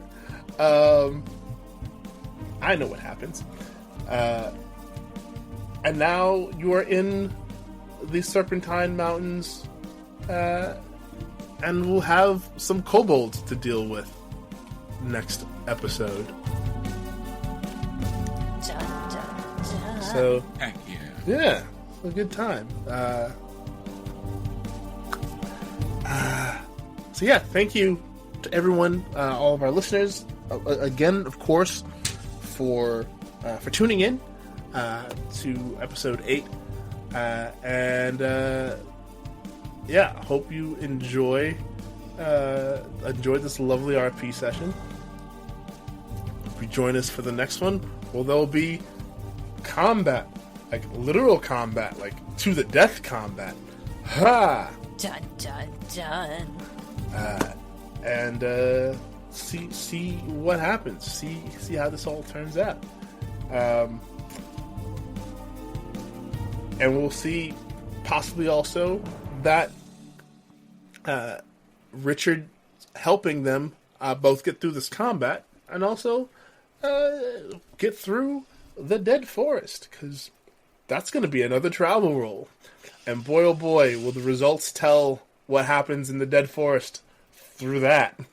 Will it be a smooth venture, or will shenanigans arrive? We'll find out. Thanks again to my lovely cast, Brynniursa, Bardic Sweet Tea, and Madness Diamond. Lovely cast in this story. We're almost halfway through, you guys. It's. I know. We're almost at the halfway point. So we'll see how that all works out. And it's gonna be fun. It's gonna be a good time. I've got some surprises for everybody. For one of you in particular. I'm not naming names. But yeah, stuff. So join us next time. Join us also for our Tea at the Table episode, where we'll talk more about this episode. Don't forget about our Ko-fi, where if you are able to, you can support us. You can send us funds. You can check out the articles and things that are being posted there. check out our YouTube page for stuff. Also, check out the link in our description for our beacons link for our link to our Discord page, where you can come out and hang out with us. It's still a newish Discord page, so it's a little quieter than most other pages, but we're getting there. We're working ourselves up to it. It's going to be great. The Discord page is fantastic. Madness Diamond built it. It's phenomenal. And we're going to get some traction. And also, like, if you have questions for us that you want us to discuss in our Tea at the Table episodes, or even in our Tea Time snack episodes, shout them out in the Discord, or shout them out even in the comments of the podcast entries, wherever you are. Please don't forget to like us, or heart, or star, rate us especially on Apple Music or Apple Podcasts. Get us that good engagement, you guys, so that more of you can find us. Also, don't forget about Friday afternoon tea, where you can get fantastic, lovely teas and tea blends and tea accessories. She's been putting out more tea accessories. She's venturing into like bagged teas, which is fun. I think there's like they're working on a doll for Matcha, their dragon mascot. So check out the website. It's a good time. You can also check out, there's a page there for a bunch of the affiliates that have their favorite teas, including yours truly. I have a set of favorite teas there that you can go and check out. If you can't make a decision as to what you buy, go check out all of our teas that we're recommending to everyone. It's a good time. Thank you, as always, for walking the storied path with us, because as always, all stories and all forms of stories are part of the storied path. And as always, take care of yourselves, take care of each other. The world's a madhouse right now, and we need to make sure that we're there for each other and that everyone's stories are heard. And may the dice roll ever in your favor. We'll see you next time.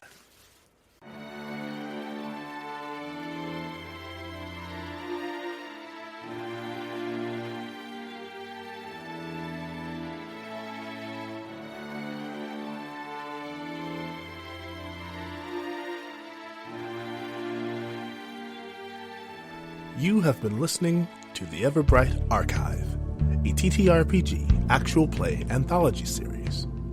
This episode is from the campaign The Last Story. Your cast has been Madness Diamond as Lysandra Agni, Bardic Sweet Tea as Malachi Davis, Brynniursa as Jodie Bank, and Sphinx Akashaa as the Storyteller. For access to the main show, more bonus episodes, and more information about our wonderful cast, access to the show's Discord server, or if you'd like to support our show via Ko-fi, please follow the Beacons link in the show description. We hope you continue to follow us as we continue to walk the storied path. May the dice roll ever in your favor.